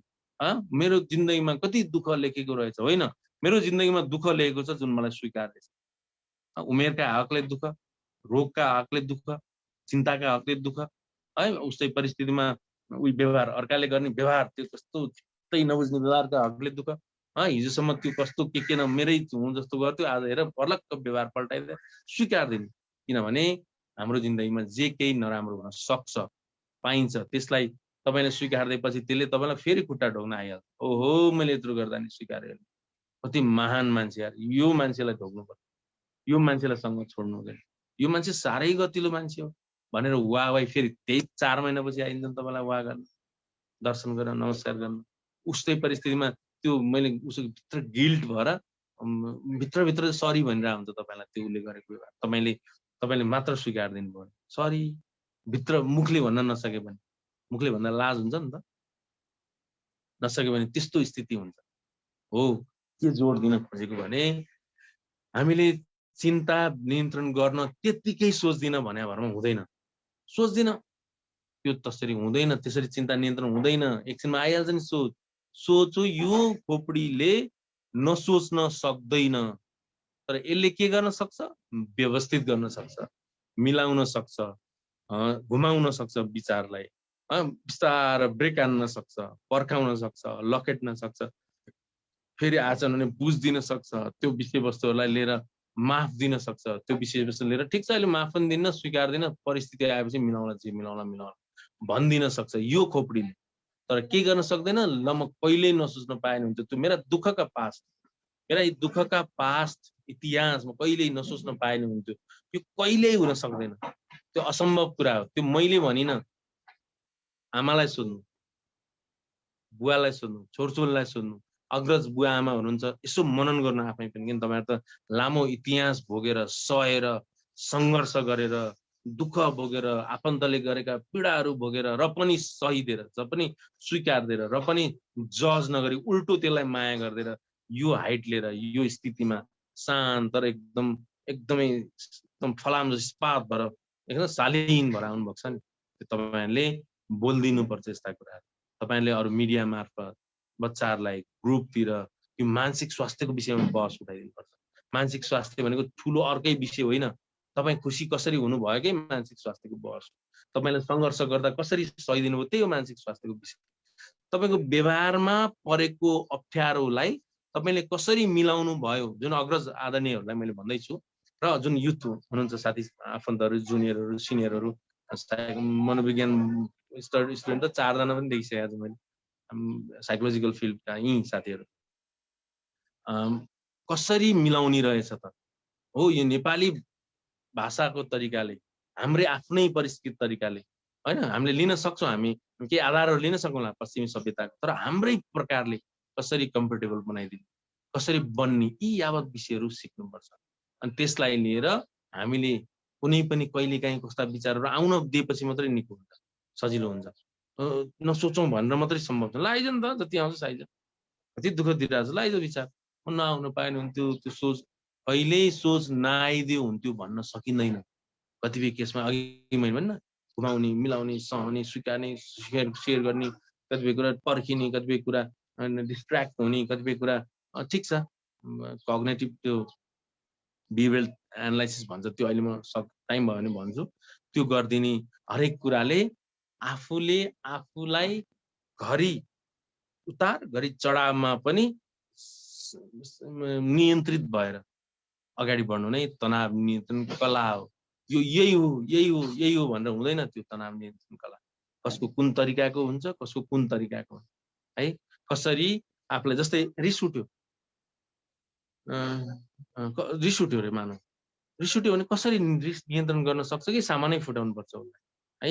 उस्तै पऱ्यो भने वाइफलाई पिट चड्कनै हान्नुपर्छ कि अथवा रिसै छैन मलाई यति कुरामा किन रिस उठ्ने, म यति कुरामा रिसाएँ भने म ठुलो रिसाउनु पर्ने कुरामा के गरौँला, अथवा यति कुरामा म रिसाउने त्यतिसम्म लट्ठु भइसकेँ म।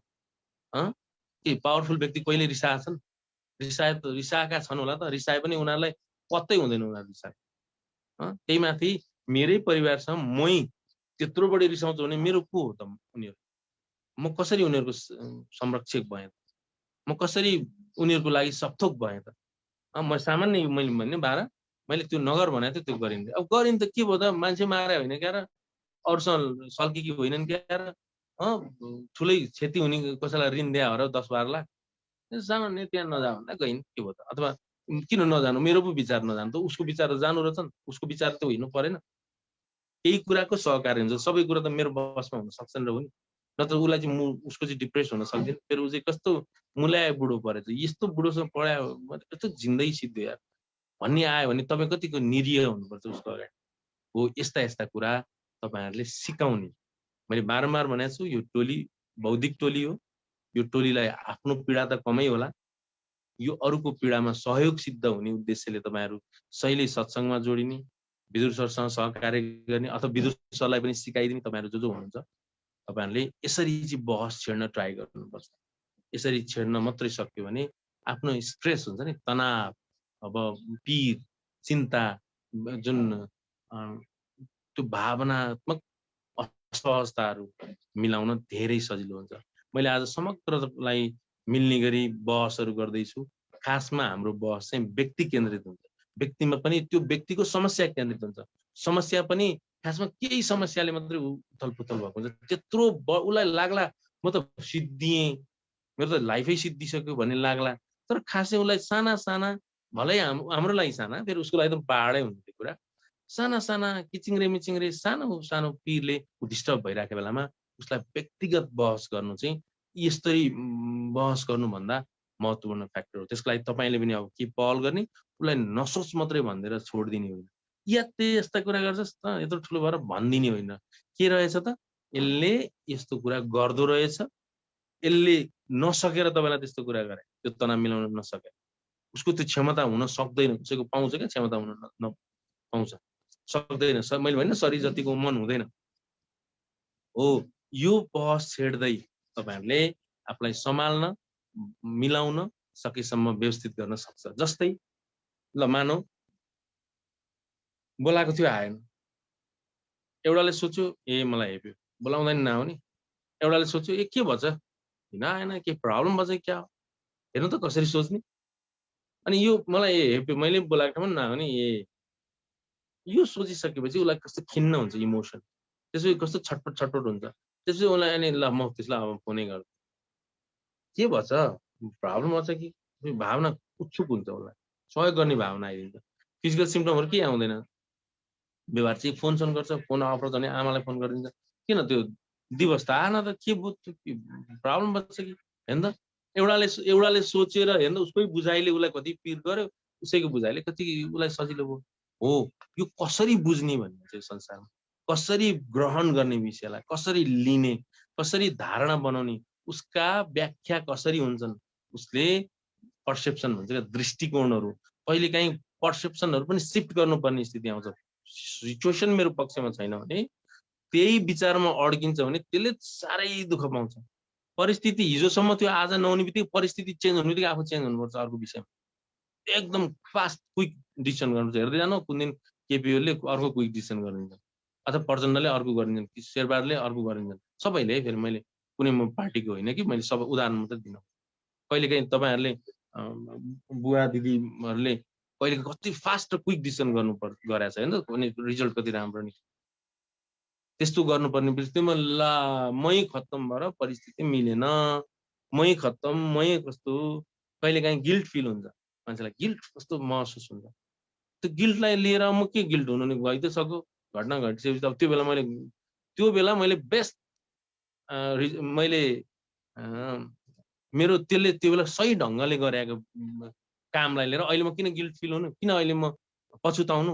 जे चाहिँ भयो भइतको, त्यो बेला सही सोचेर गरे हो, ठिकै छ, त्यो मिस्टेक भन्छ। त्यो कुरालाई लिएर मेरो डेली लाइफलाई म असहज बनाउँदैन। मेरो भविष्यलाई को कुरा चाहिँ मेरा हरकतहरूले म किन डोमिनेट हुन, किन त्यसलाई प्रभाव पर्न दिन्छु र? दिन्न म। मेरो जीवनमा अनेक हजारौं व्यवहारहरू छन्, तीमध्येका अलिअलि नमिल्न पाउँछ, अझ धेरै नमिल्न नि पाउँछ। सिक्दै पनि त छु नि जिन्दगी, के पाउँछ नि मेरो जिन्दगीमा। मैले के सार नमिल्न नि पाउँछ। मेरो 2-3 मिले भयो। म शारीरिक रूपमा स्वस्थ हुँ, मेरो सकेसम्म मेरो कानमा चाहिँ मेरो परिवारलाई केही नराम्रो भएको नआओस् र खाना नपुगेको नहोस्। अब म उठिहाल्छु नि त्यसपछि, किन यत्रो पीडाले त मलाई सङ्घर्षरत बनायो र अब प्रगति यही पीडालाई बेसमा लिएर अगाडि बढ्छु नि त।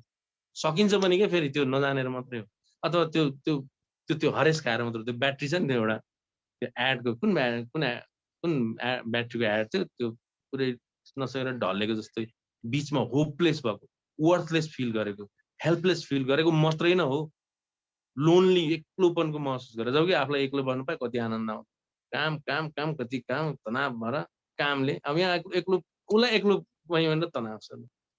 जबकि एक्लोमा जति मजा लुट्न केहीमा छैन, चाहे ग्रुपमा चाहे एक्लोमा। कोहीलाई ग्रुपदेखि तनाव छ, आफूलाई ग्रुप नहोला भने कति पिर छ। यहाँ थोरै हो भने पिर छ, साँच्ची भने आज थोरै भयो मजा आएन, 200 त हुनु पर्छ हेर्नु त। फिर आफूलाई, मान्छेलाई चाहिँ 2 जना बढ्लान् भने कति पिर छ सोसल एन्जाइटी भने। मतलब यो नै तनाव व्यवस्थापन गर्ने कला। यस्ता कुराले नै आफूलाई सचेत, अवेर र बहसहरू छेड्ने कला। आफूलाई आफ्नो कुन विषय बेस्ट लाग्छ, जस्तै कोही धार्मिक ग्रन्थ अध्ययन गर्न मन लाग्छ, कसैलाई विश्व समुदायको विषयमा जान्न, ज्ञानी हुन। अहिले त तपाईँलाई खुसी दिनलाई त तपाईँको अगाडि छ, तपाईँको मोबाइल मिसयुज मात्रै नगर्नु। तपाईँ सबथोक तपाईँलाई त्यसले सिकाइन्छ, तर सिक्न आतुरै हुँदैन।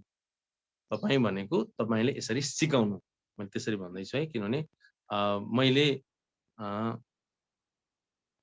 ढुङ्गाना सरलाई मैले सिकाउने कुरा होला त, यति अग्रज हुनुहुन्छ।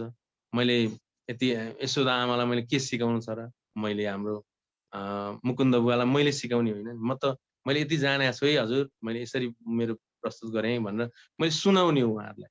म यतिसम्मको हाइट लिएँ हजुर भनेर सुनाउँदै पो छु त म, बुझ्नु है। भवानी आमालाई मैले, दिदीलाई के सिकाउने हो र?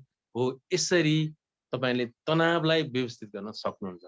तपाईँले तनाव व्यवस्थित गर्न मात्रै सक्नुभयो भने तपाईँले सबथोक व्यवस्थित गर्न सक्नुहुन्छ। तपाईँको बुढाको गनगन व्यवस्थित गर्न सक्नुहुन्छ, छोरछोरीको स्टडी व्यवस्थित गर्न सक्नुहुन्छ। आफू त यस्तो त्यो कस्तो भने, त्यो बच्चाहरू गेम खेल्छन् नि, गेम खेल्छ कस्तो मिलाएर हुन्छ नि, त्यस्तो मिलाउने मान्छे बन्ने हो क्या। जस्तो सुकै परिस्थिति पनि मिलाइहाल्ने। कहिलेकाहीँ हारियो भने केही फरक पर्दैन, फेरि गेम सुरु गरे भयो। चेस खेला जस्तो क्या, ल चेस खेले जस्तै हो। ल टक टक टक टक गरी खाइन्छ, गरी उसले खान्छ। अनि के रुनी त चेसमा त्यो पिप्सो खाइदियो भनेर, अथवा मन्त्री खाइदियो, केही छैन, जितिन्छ होला। ल नजित्यो भने त ठिकै छ, अरू गेम खेलाउला। गेम त कति हजारौं छन् नि हाम्रो जिन्दगीमा आउने गेम। एउटै विषयलाई लिएर लु त्यो चाहिँ ढङ्ग नपुगेको भन्छ भन्दै आजको बहस मेरो तर्फबाट मैले यति नै राखेँ। अब अर्को क्लास भनेको अझै 15 मिनट भइसकेको छ। केही प्रश्नहरू छन् भने तपाईहरुले अब विदुर सरले यो माइक लिड गर्नु। धेरै धेरै धन्यवाद। हजुर हस् आदरणीय बासु आचार्यज्यू, यहाँको यो हामी यसलाई सधैँ सत्सङ्ग भन्ने गर्थ्यौँ। अनि एउटा सत्यको आधारमा रहेर गरिने तर्कलाई चाहिँ हामी सत्सङ्ग भन्ने गर्थ्यौँ। यहाँले एउटा नयाँ शब्द हामीलाई दिनुभएको छ आज बहस भनेर। साँच्चीकै बहस, आज यो बहस मेरो र तपाईँको अथवा हामी दुईजनाको मात्रै बहस नभएर सबैको साझा बहस भएको छ। यो साझा बहसले निष्कर्ष निकाल्ने पनि यहाँले समस्याहरू पनि यस्ता यस्ता छन् भनेर एउटा व्यावहारिक पक्षमा जुन एउटा घरमा श्रीमानले श्रीमतीसँग अब एउटा सानो स्कुटरको अघि जुन एक्जाम्पल दिनुभएको थियो, यो चाहिँ सबैले बुझिने शैलीमा भएको कुरा। अनि समस्या भनेर मान्छे नै मार्नुपर्ने होइन रहेछ। ठुलो घटना हुनलाई सानो सानो चिजले नि त्यो मनमा जति घोच्छ नि, त्यो काँडाले मात्रै घोच्ने होइन रहेछ। कसैले भनेको कुरा घोच्ने, अनि आज घोच्यो भोलि घोच्यो, अनि गर्दै गर्दै मान्छे यो मानसिक समस्याहरू आउने जुन छ। मैले यहाँ प्रश्नहरू धेरै देखिरहेको छु। अनि अब यो प्रश्नको लागि यहाँको समयको सदुपयोग गर्दै पहिला एउटा सानो धर्म पनि निभाइहालौँ। म आदरणीय आशिष पौडेलजी हुनुहुन्छ, उहाँलाई म यहाँ यो सत्सङ्गीहरू हामी जे जति छौँ एकपल्ट सबैको नामावली सर लिइदिनु भएदेखि हामी, किनभने यहाँहरू भएर नै यो आजको बहस अगाडि बढिरहेको हो, अनि बढ्नलाई पनि सहयोगी हुने हो। हस्, आदरणीय आशिष पौडेलजी एकपल्ट हामी सहभागीहरूको एकपल्ट नामावलीको लागि सर मैले यहाँलाई रिक्वेस्ट गर्छु। हस्, धन्यवाद विदुरज्यू, अनि धन्यवाद बासुज्यू यहाँको समयको लागि। आज हामीसँग जोडिनुभएका सबैजना सत्सङ्गी तथा बहसकर्ता पनि भनौँ, सबैजनाको नाम लिन जाँदैछु। जुममा अहिले हुनुहुन्छ म लगायत विदुरज्यू अनि बासु आचार्यज्यू आजको प्रमुख वक्ता हुनुहुन्छ। अनि अप्सरा सिमखडा 555 नाम राखेर आउनु भएको छ एकजना, अम्बिका अधिकारीज्यू, अनिल पोखरेलज्यू, अनि एकजना एप लेखेर आउनु भएको छ, असीम लम्सालज्यू सिडनीबाट हुनुहुन्छ, हाम्रो नियमित सत्सङ्गी। भवानी मुहा हुनुहुन्छ, अनि विकी विकास दादा भनेर आउनु भएको छ, बिना यिमीज्यू हुनुहुन्छ, बिन्दा शर्माज्यू हुनुहुन्छ, दुर्गा न्यौपानेज्यू, ग्यालेक्सी ट्याब ए नाम राखेर आउनु भएको छ एकजना, हरि CHY हरि छाई भनेर आउनु भएको छ हरिज्यू, आइफोन 8+ उपेन्द्र पौडेलज्यू, कैलाश प्रधानज्यू, कृष्ण पुनज्यू, ललित मगरज्यू, लक्ष्मी पौड्यालज्यू,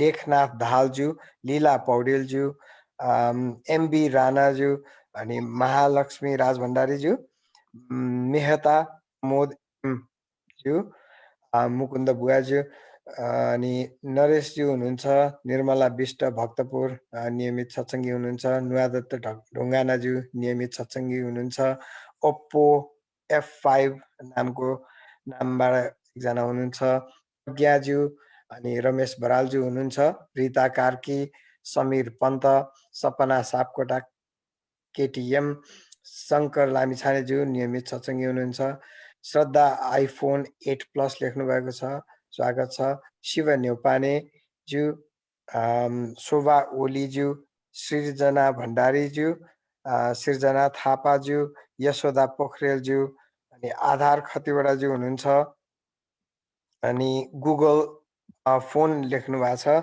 अनि OnePlus लेख्नु भएको छ, अनि रञ्जना पोखरेलज्यू। हामी यति अहिले 47 जना 52 जना 53 जनासम्म पुग्नु भएको थियो। केही मान्छे केही सत्सङ्गीहरू ड्रप हुनुभयो जस्तो। हस् त, धन्यवाद सबैजनालाई, स्वागतम र समयको लागि धेरै धेरै धन्यवाद। हजुर, हस् आशिषज्यू, यहाँको मैले यो, किनभने यो हाम्रो यति गर्दाखेरि एउटा भिन्नै मजा आउँछ, भिन्नै रहर हुन्छ। अनि किनभने हामी यहाँ छौँ भन्ने थाहा हुन्छ। हामी अहिले यहाँ मलेसियाबाट पनि जोडिएको देखिरहेको छु, अनि सिडनीमा, मेलबर्नबाट, ब्रिस्बेनबाट, क्यानबेराबाट भइहाल्नुभयो, नेपालबाट त हाम्रो मातृभूमि नै भइहाल्यो, पक्कै पनि त्यहाँबाट छौँ। यो यसरी जोडिनु मात्रै होइन कि जोडिएर हामीले कुन बहसमा हामी छलफल गर्दैछौँ, अनि यसले हामीलाई के दियो, के दिँदैछ, र अनि यो चाहिँ मलाई सोध्न पाए हुन्थ्यो, यो चाहिँ के होला भन्ने एउटा लागेको कुरा यहाँले धेरै लेख्नु भएको छ। अब यो सबैको लागि हामी के कसरी टाइम म्यानेज गर्न सक्छौँ? हाम्रो बासु सरको अहिले नेक्स्ट क्लासको लागि जानलाई उहाँ हतारिनु भएको मैले देखिरहेको छु।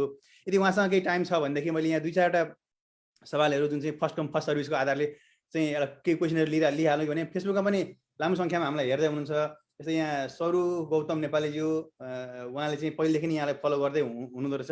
उहाँले हिजो पनि एउटा प्रश्न गर्नुभएको थियो यो सोध्नको लागि भनेर। जस्तै लक्ष्मी भट्टराईज्यू हुनुहुन्छ, अनि महेन्द्रज्यू हुनुहुन्छ, यसमा पढ्न मिल्ने नामहरू, मधुसूदन लुइटेलज्यू हुनुहुन्छ, सरिता लुइटेलज्यू, विमला गैरा पिप्लेज्यू, यस्तै शोभा पौडेलज्यू, हजुर मैले नारायण सापकोटाज्यू, बसन्ती पौडेलज्यू, भरत गेवालीज्यू हुनुहुन्छ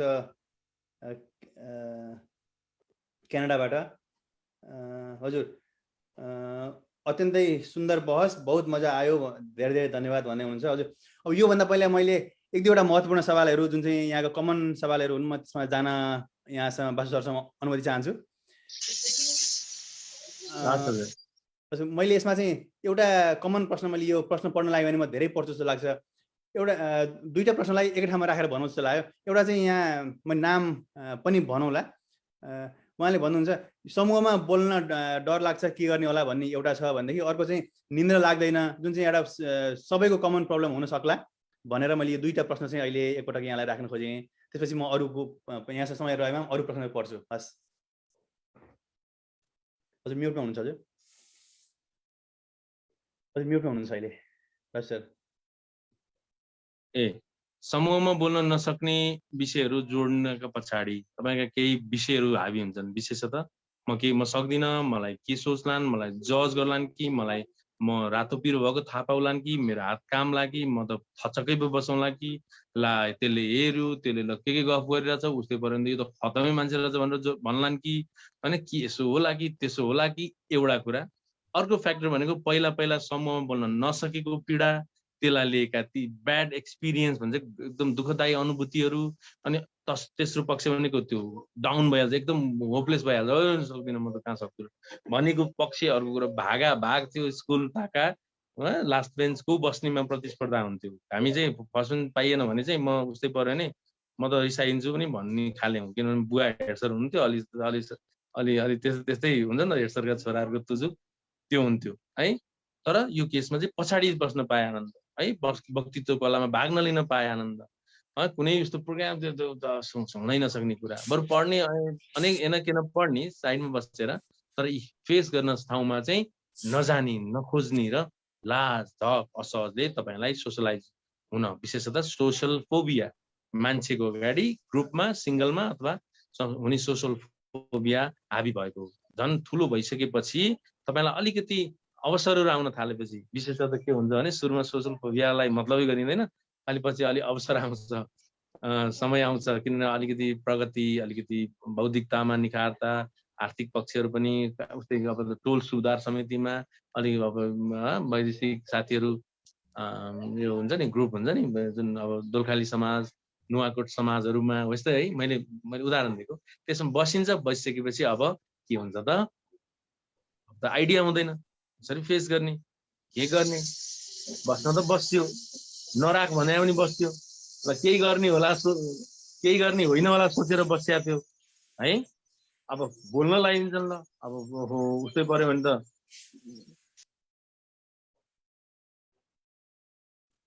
हजुर फेरि म्युटमा पुग्नु। उस्तै पर्यो भने त सिटी भन्दा चाहिँ कहाँ, उस्तै पर्यो भने त प्रोग्रामै चलाइदिन लाउँछन् हेर्नु त भने, अनि उसलाई कति गाह्रो हो। यसलाई भन्छ सोसल फोबिया। यसको लागि सबैभन्दा बेस्ट उपाय भनेको ERPT भनिन्छ, एक्सपोजर एन्ड रेस्पोन्स प्रिभेन्सन थेरापीको टेक्निक। अनि अर्को कुरा भनेको थेरापी फर सोसल एन्जाइटी भन्ने छ। अब मैले यहाँ 1 घन्टाको बहस हुन्छ सोसल एन्जाइटी, त्यो अहिले म अलि सक्दिनँ।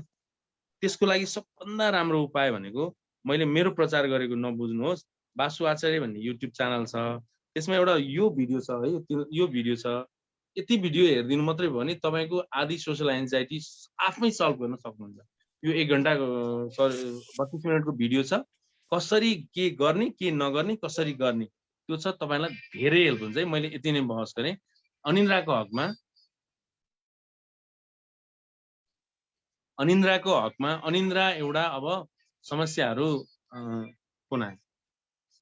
समस्याहरू अब विकराल स्थिति बन्दैछ अनिन्द्राले है, किनभने धेरै कारणले, व्यवहारिक कारणले, आर्थिक कारणले, सोच मनोवैज्ञानिक कारणले, मस्तिष्कमा रहेका न्युरोकेमिकलका कारणले, हामीले भोजन मार्फत प्रयोग गरेका एकदमै गलत तत्त्व जुन चाहिँ जरुरी नभएका विषयहरू जुन चाहिँ हाम्रो मस्तिष्कमा गएर त्यो मस्तिष्कलाई विभिन्न असर गरिदिने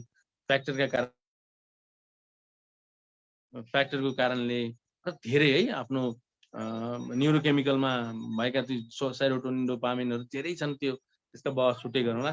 त्यसका कारणले उस्तै, अनि एकचोटि अनिन्द्राका कारणले भएको झड्काका कारणले, एज हुँदै गएपछि बिस्तारै निन्द्राहरू गायब हुन्छन्, त्यसका कारणले कि चिन्ता, सबै कारणले अनिन्द्रा समस्या हुन सक्छ है। अनिन्द्रा अनि ग्याजेटका कारणले है, आफ्नो अनिन्द्रा नहुँदाखेरि 2 बजीसम्म सुत्ने, त्यसपछि अब 2 बजेपछि निन्द्रा लाग्न छोडेपछि ग्याजेट छोडेर के हो त, निन्द्रा त गायब भइहाल्छ। म ग्याजेट छोड्छु, अब म कहिले हेर्दिनँ भन्छ, तर ऊ सिद्धिसकेको हुन्छ। त्यसका कारणले सबै चिन्ता डरका कारणले अनिन्द्रा हुन सक्छ। अनिन्द्रा एउटा रोग पनि हो, अनिन्द्रा समस्या पनि हो, अनिन्द्रा बानी पनि हो है। यसलाई लिएर अब समाधान भने महत्त्वपूर्ण कुरा हो।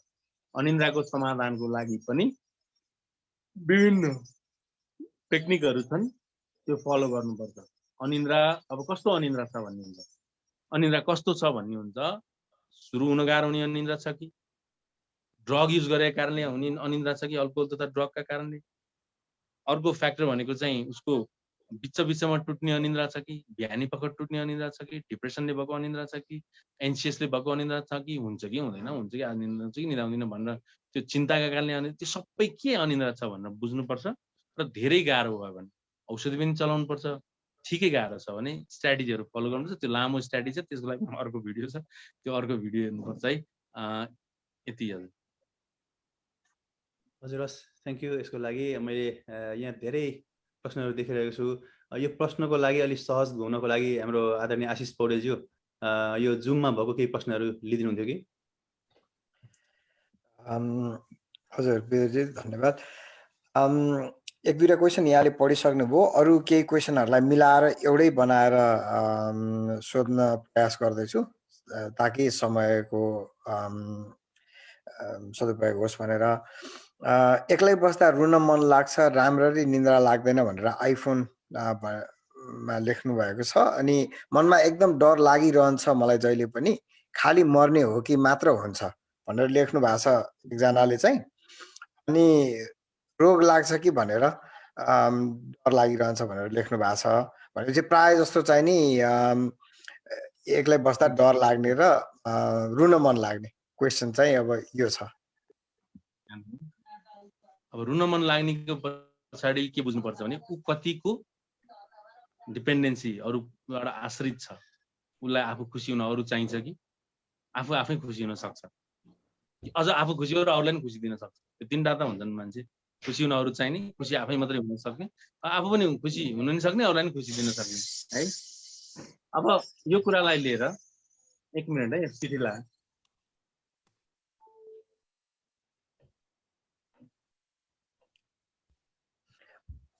हजुर बासुजी यहाँको फेरि म्युटमा गएछ। मैले चिठी किन सुनाउने भनेर आश्रम बन्द गरेर छोड। अर्को कुरा भनेको रुन मन लाग्नुको पछाडि आफू एटेन्सन भनेको मलाई ध्यान दिनुपर्छ, मलाई माया गरिनुपर्छ, मलाई तिनीहरूले बुझ्नुपर्छ, मलाई कस्तो गाह्रो भइसक्यो भन्ने फिल हुनुपर्छ भन्ने स्वभाव छ कि छैन?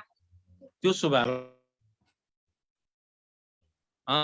त्यो कस्तो छ स्वभाव भन्ने कुरा है। उसले आफ्नो व्यवहार बढी महत्त्व दिन्छ कि आफूलाई ध्यान दिएको नदिएको महत्त्व दिन्छ है। नत्र त एक्लै बस्दा रुन मन लाग्छ भने सबै मान्छेलाई एक्लै बस्दा रुन मन लाग्नुपर्छ नि, सबैले त्यही स्वभाव हुनुपर्छ नि। तर यो स्वभाव त रङ हो, गलत हो। कि त यो स्वभाव हो कि त यो प्रब्लम है। भने मतलब तपाईँको सोच कस्तो छ, एक्लै बस्दा खुसी हुने तरिका छ कि छैन तपाईँसँग? तपाईँ एक्लै बस्दा कसरी आफूलाई मिलाउन सक्नुहुन्छ, जान्नुहुन्छ अथवा जान्नुहुन्न? त्यो आधारमा तपाईँलाई एक्लै बस्दा रुन मन लाग्ने, विरक्त सम्झिने, बुढो कहाँ गयो होला, आफ्नो आमा भेट्न गयो कि, मैले नजानु भन्दा भन्दै, अथवा अरूसँग पो लागिराखेको छ कि, ल मलाई माया गर्ने कोही भनौँ, दिलले नि फोन उठाउँदैनन्, के भएको मलाई कस्तो मजा आएन जिन्दगी। ल हेर्नु त एक्लै बस्दा त हामी त त्यो मेरो बारेमा सोच्दैन। एक्लै बस्दा आफ्नो बारेमा त कहाँ सोचिन्छ त नि? आफ्नो बारेमा त कहिलेकाहीँ सोचिन्छ त आफ्नो मान्छेले, आफ्नो बारेमा, स्वास्थ्यको बारेमा, आर्थिक पक्षको बारेमा, आफ्नो परिवारको बारेमा कहिले काहीँ झाक्क म ठिकमा छु कि ठाउँमा छु कि छुइनँ भनेर पो सोध्छ त मान्छेले। जतिखेर मेरो बारेमा सोच्न थालेपछि मलाई एक्लै बस्दा मजा आयो त? न त एक्लै बस्दा मजा आयो, न त ग्रुपमा बस्दा मजा आयो। अर्को त्यसले राम्ररी भनिदिनु पर्ने, राम्रो भनिदिनु पर्ने, तिमी त कस्तो फुर्क्याइदिनु पर्ने, त्यसले सहयोग गरिदिनु पर्ने, त्यसले तपाईँको व्यवहार थिक्दिनु पर्ने, चाहे बुढाले, चाहे बुढीले, चाहे गर्लफ्रेन्डले, चाहे बोयफ्रेन्डले, चाहे बुवा आमाले, जसले मैले जो साथीले। त्यसो गर्न थालेपछि मान्छेलाई एक्लै बस्दा झ्याउ लागिहाल्छ। किनभने खुसी हुन अरू चाहिन्छ। मान्छेलाई हेर्नु त युएसतिर खुसी हुन एक्लै बस्दा गाह्रो हुन्छ भनेरै कुकुरहरू पालेका छन्, बिरालोहरू पालेका छन्। त्यसको माया लाग्छ, त्यसलाई हेर्नु त मान्छेलाई कति गाह्रो भएको। माया केलाई पशुमा गर्नु परेछ मान्छे, किन आफूले आफूलाई एक्लै एडजस्ट गर्न नसकेर, एक्लै सिक्न, एक्लै बुझ्न, एक्लै सामान्य मान्न सक्दैन, लामो समयसम्म एक्लै बस्ने विषयमा झन् गाह्रो हुन्छ। उसैबाट डिप्रेसन हुन्छ। यस्तै रहेछ जिन्दगी यार। मैले यो कुरा राइट पनि भने हो, सही पनि भने हो, गलत पनि भने हो कि एक्लै बस्दा कहिलेकाहीँ मुड डाउन हुनु सामान्य कुरा हो। तर त्यसले गर्दा घुटनै हुने, जिन्दगीलाई लिएर ट्याग लाउने, मेरो जिन्दगी मजा आएन भन्ने होइन। अब कस्तो फ्याक्टर छ होइन, अब सेक्स केन्द्रित छ कि यौन है, जुन शारीरिक सम्पर्कको कुरा गरे, आर्थिक केन्द्रित छ कि होइन, आफ्नो अफिलिएसन के प्राप्ति केन्द्रित छ कि पावर केन्द्रित छ कि कोही अचिभमेन्ट केन्द्रित छ कि कोही चाहिँ अब बच्चाको फ्युचरको के कारणले तपाईँलाई एक्लै बस्दा मजा आएर आउँदैन र तपाईँ के सोच्नुहुन्छ, के बुझ्नुहुन्छ त्यति बेला। अनि ऊ आइदिएपछि फेरि आनन्द आउने हेर्नु त, कति रोबोट जस्तो भएन, त्यो रिमोट कन्ट्रोल जस्तो भएन, कोही आएपछि आनन्द आउने, कोही न, हो यो के हो भनेर तपाईँको सबै कुराहरू बुझेपछि मात्रै तपाईँलाई मिलाउन सकिन्छ। दोस्रो कुरा, डर लाग्छ। डर भनेको एन्जाइटी भयो। एन्जाइटी भनेको चिन्ता। डर सामान्य कुरा हो, जरुरी छ, तर डरको मात्रा बढ्यो, हरिन्छ कि, बौलाइन्छ कि, बेहोस हुन्छ कि, केही हुन्छ कि, रोग लाग्छ कि भन्नु ठिकै हो अलिअलि, तर यसले चिडचिडाट पनि, धेरै हस्पिटल दौडाउने, टेस्ट गराइ गर्ने, खर्च गर्ने, 20 लाख, एउटा त 20 लाख गरिसकेको खर्च, केही रोग पत्ता लगाएन भनेर। उसलाई कन्फर्म हुनुपर्छ मलाई रोग, नत्र मलाई किन गाह्रो भन्छ कि, जबकि रोग नभए पनि गाह्रो हुनु नै एउटा मानसिक समस्या। गाह्रो भनेको के हुन्छ, कता कता यहाँ दाग लागे पनि यता डुकडुक, यता फेरि जुम्मा जुम्मा, यो त केहीको लक्षण हो भन्छ, जबकि स्पष्ट लक्षण मानसिक समस्याको हो। त्यसकारण पेनिक हुने, अति घबराहट जुन डरको कारणले, अथवा चिन्ता मात्रै गर्ने, ओभर जनरलाइजेसन, जिएडी, जनरलाइज एन्जाइटी डिसअर्डर, यी दुईटा मध्ये एउटा समस्या हो। धेरै हुन्छ भने अलिअलि त तपाईँ हामीलाई नै फिट भइहाल्छ। नेक्स्ट। हजुर,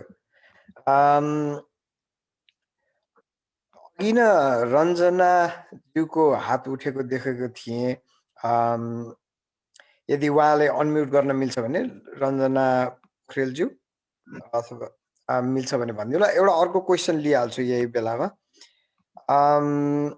कुनै कुराको पनि चिन्ता हुँदैन हजुर, के प्रब्लम होला भनेर क्वेसन छ। कुनै चिन्ता नहुन पाइहाल्छ, चिन्ता नहुन पाइन्छ, तर त्यो कुरा चाहिँ परिवारले तँलाई त केहीको चिन्ता छैन कि, तँ त केही पनि गर्दैनस्, केही नगरिकन केही चिन्ता नहुन्छ गलत हो। केही पनि गर्दैन, चिन्ता छैन, त्यो चाहिँ प्रब्लम हो। किनभने प्रब्लम त मनोरोग त नभनौँ, त्यो व्यवहारिक समस्या हो। केही पनि गर्दैन नि, चिन्ता नि छैन भने चाहिँ त्यसले भविष्यमा के गर्ला त नि, त्यसले कसरी श्रीमती पाल्ला, छोरछोरीको हालत के होला, अहिले बुद्धि नआएर कहिले आउँछ, त्यो हो भने अब त्यो व्यवहार चेन्ज गर्नुपर्छ। नत्र कुनै पनि चिन्ता ठिकै छ भनेको खत्रै हो, त्यो मजाले मिलाउन सक्छ, सबैलाई डिल गर्न सक्छ, ऊ एकदम अवेर छ आफ्नो विषयमा, सचेत छ, कसलाई कहाँ के गर्ने, कसो गर्ने, त्यो ठिक छ, त्यो राम्रो विषय हो। तर त्यो कम्प्लेन श्रीमतीबाट, बच्चाबाट, परिवारबाट, साथीबाट तिमीलाई चिन्ता नि छैन र तिमीले केही पनि व्यवहार गर्दैनौ, किनभने प्लानिङ भन के गर्न खोज्दैछौ पछि राम्रो, अहिले तिमी धैर्य गरेर बस्या हो कि लकडाउनमा, होइन भने तिमी चाहिँ किन यति साह्रो केही नै नगर्ने भएको, तिमीलाई त त्यो हो भने चाहिँ व्यवहारिक समस्या भन्छ। विशेष गरेर आफूलाई प्रब्लम एक्सेप्ट नगर्ने पर्सनालिटी डिसअर्डरहरूमा त्यस्तो हुनसक्छ है। अघि नै भन्ने बुवालाई उहाँदेखि बोलाएको चिन्ता हुनु पर्दैन होला, दुःख दिएको, तर चिन्तै हुँदैन, बुवा आउनुपर्छ त मलाई त्यो स्कुटी बनाउन, त्यस्तो त त्यो प्रब्लम है त। कुन केस हो त्यो अनुसारले म एनालाइसिस गर्न, एक्लै फोन गर्दा भइहाल्छ पछि कुनै प्रब्लम भने मोबाइल नम्बरमा। हस्, धन्यवाद। अनि रञ्जना पोखरेलज्यूको हात ऐन उठेको थियो, यदि क्वेसन छ भने अनम्युट गरेर आउन सक्नुहुन्छ। अनि भर्खर विकी विकास दादा नामक आजको एकजना सदस्य हुनुहुन्छ यहाँ सत्सङ्गी, यहाँले आफ्नो क्वेसन आफैले राख्न सक्नुहुन्छ। यदि बासु आचार्यज्यू यहाँसँग थोरै समय बाँकी छ भने क्वेसन दिन भ्याइन्छ भने लास्ट गरौँ कि। हजुर हस्। हजुर सम्पूर्णमा नमस्कार। सर्वप्रथम हजुर, म चाहिँ अब मलेसियाबाट केही दिनदेखि चाहिँ यस कार्यक्रमलाई चाहिँ फलो गर्दैछु। अहिले भर्खरै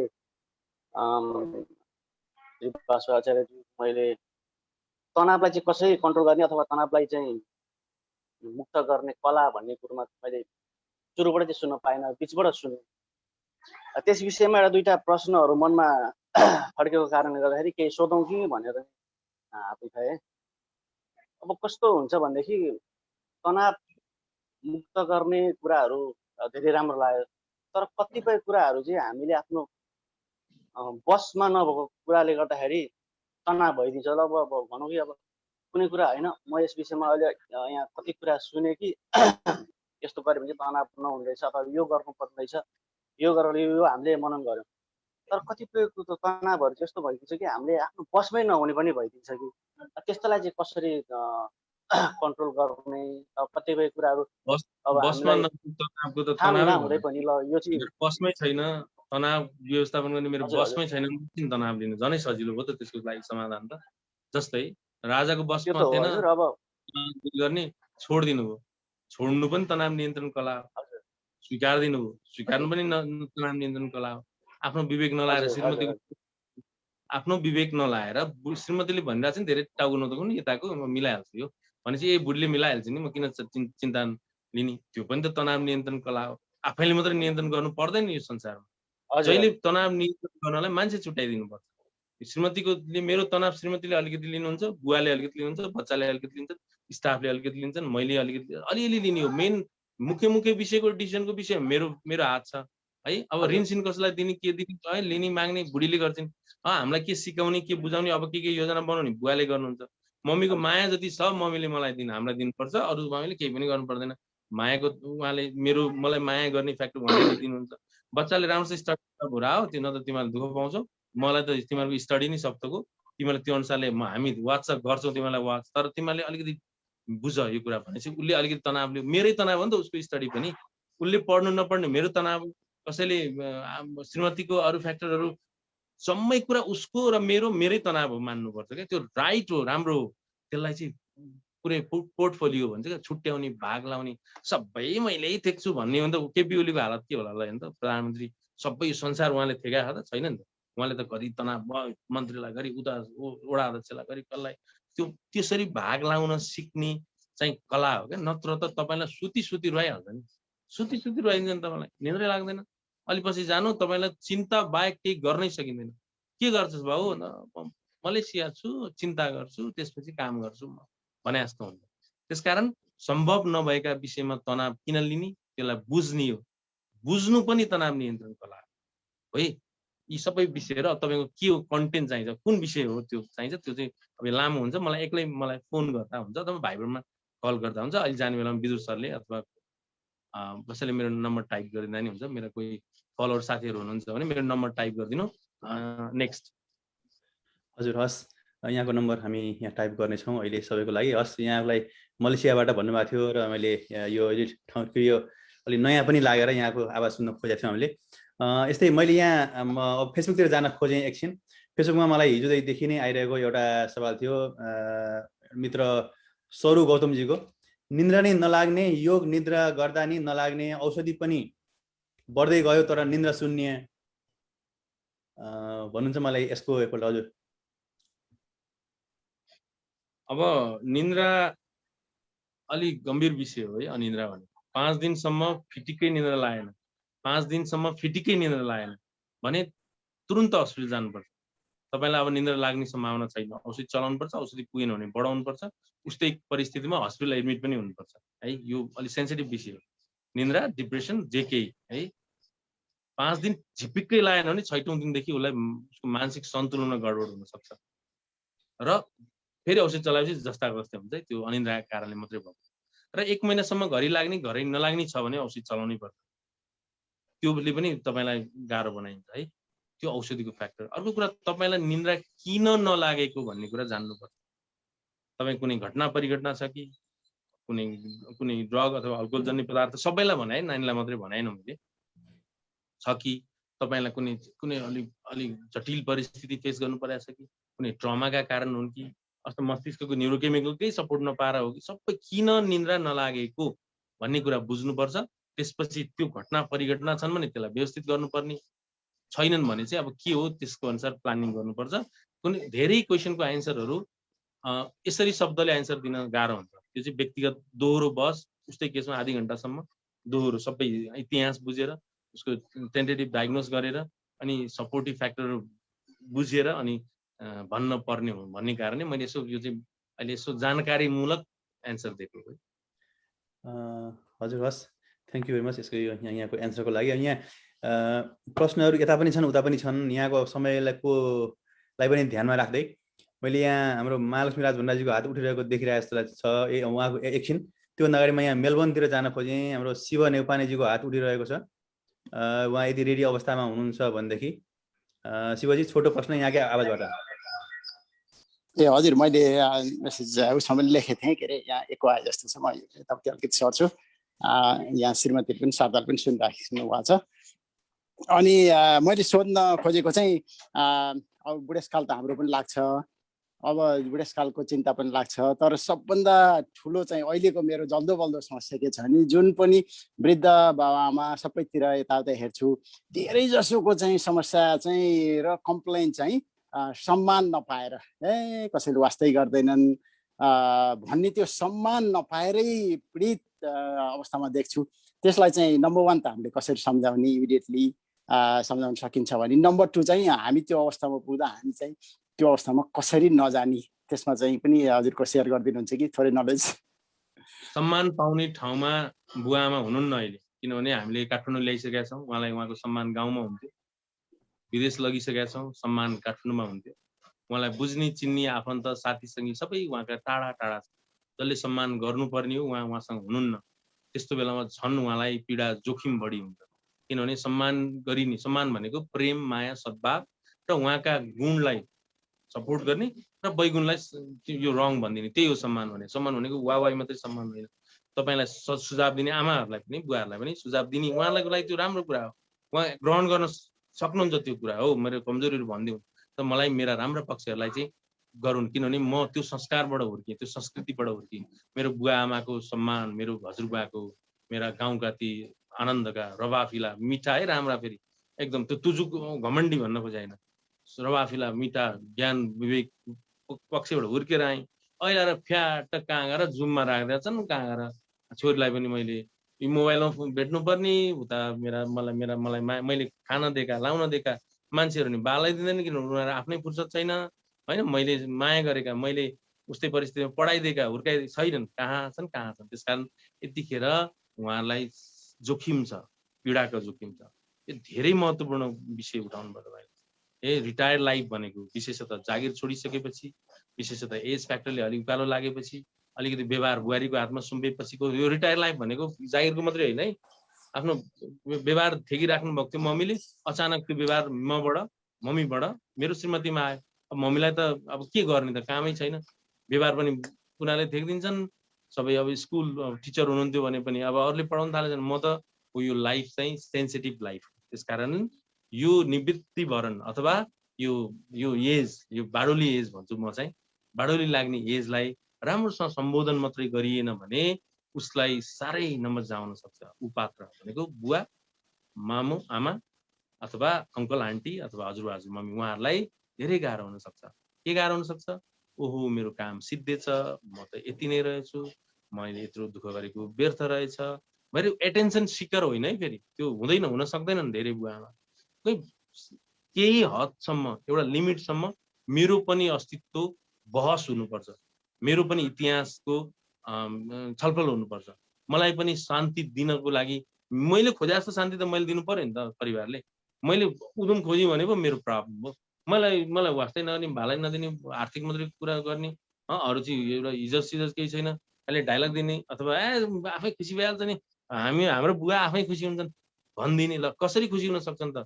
उहाँको लागि चाहिँ परिवार चाहिँदैन, उहाँलाई चाहिँ टिम चाहिँदैन कि उहाँ चाहिँ के अब भगवान हो र एक्लै खुसी हुन हो? त्यो सम्भव छैन। त्यो सम्भव नभइसकेपछि विशेष प्रकारको रणनीतिहरू भएन भने त्यो अवस्थामा डिप्रेसन हुने, एन्जाइटी हुने, इन्सोमेनिया हुने, अनि के भन्छ मुड डाउन हुने, एङ्गर हुने, उस्तै केसमा त डिमेन्सियाको केसमा त झन् कति गाह्रो हुन्छ। डिमेन्सियाले त यस्तो एक्सेप्ट गर्न सकेन मात्रै भने यस्तो बिर्सिने रोग हुन्छ, आफ्नै छोरो नचिन्ने, सबै पक्षहरू नमिल्ने नमिलाउने हुन सक्छ है।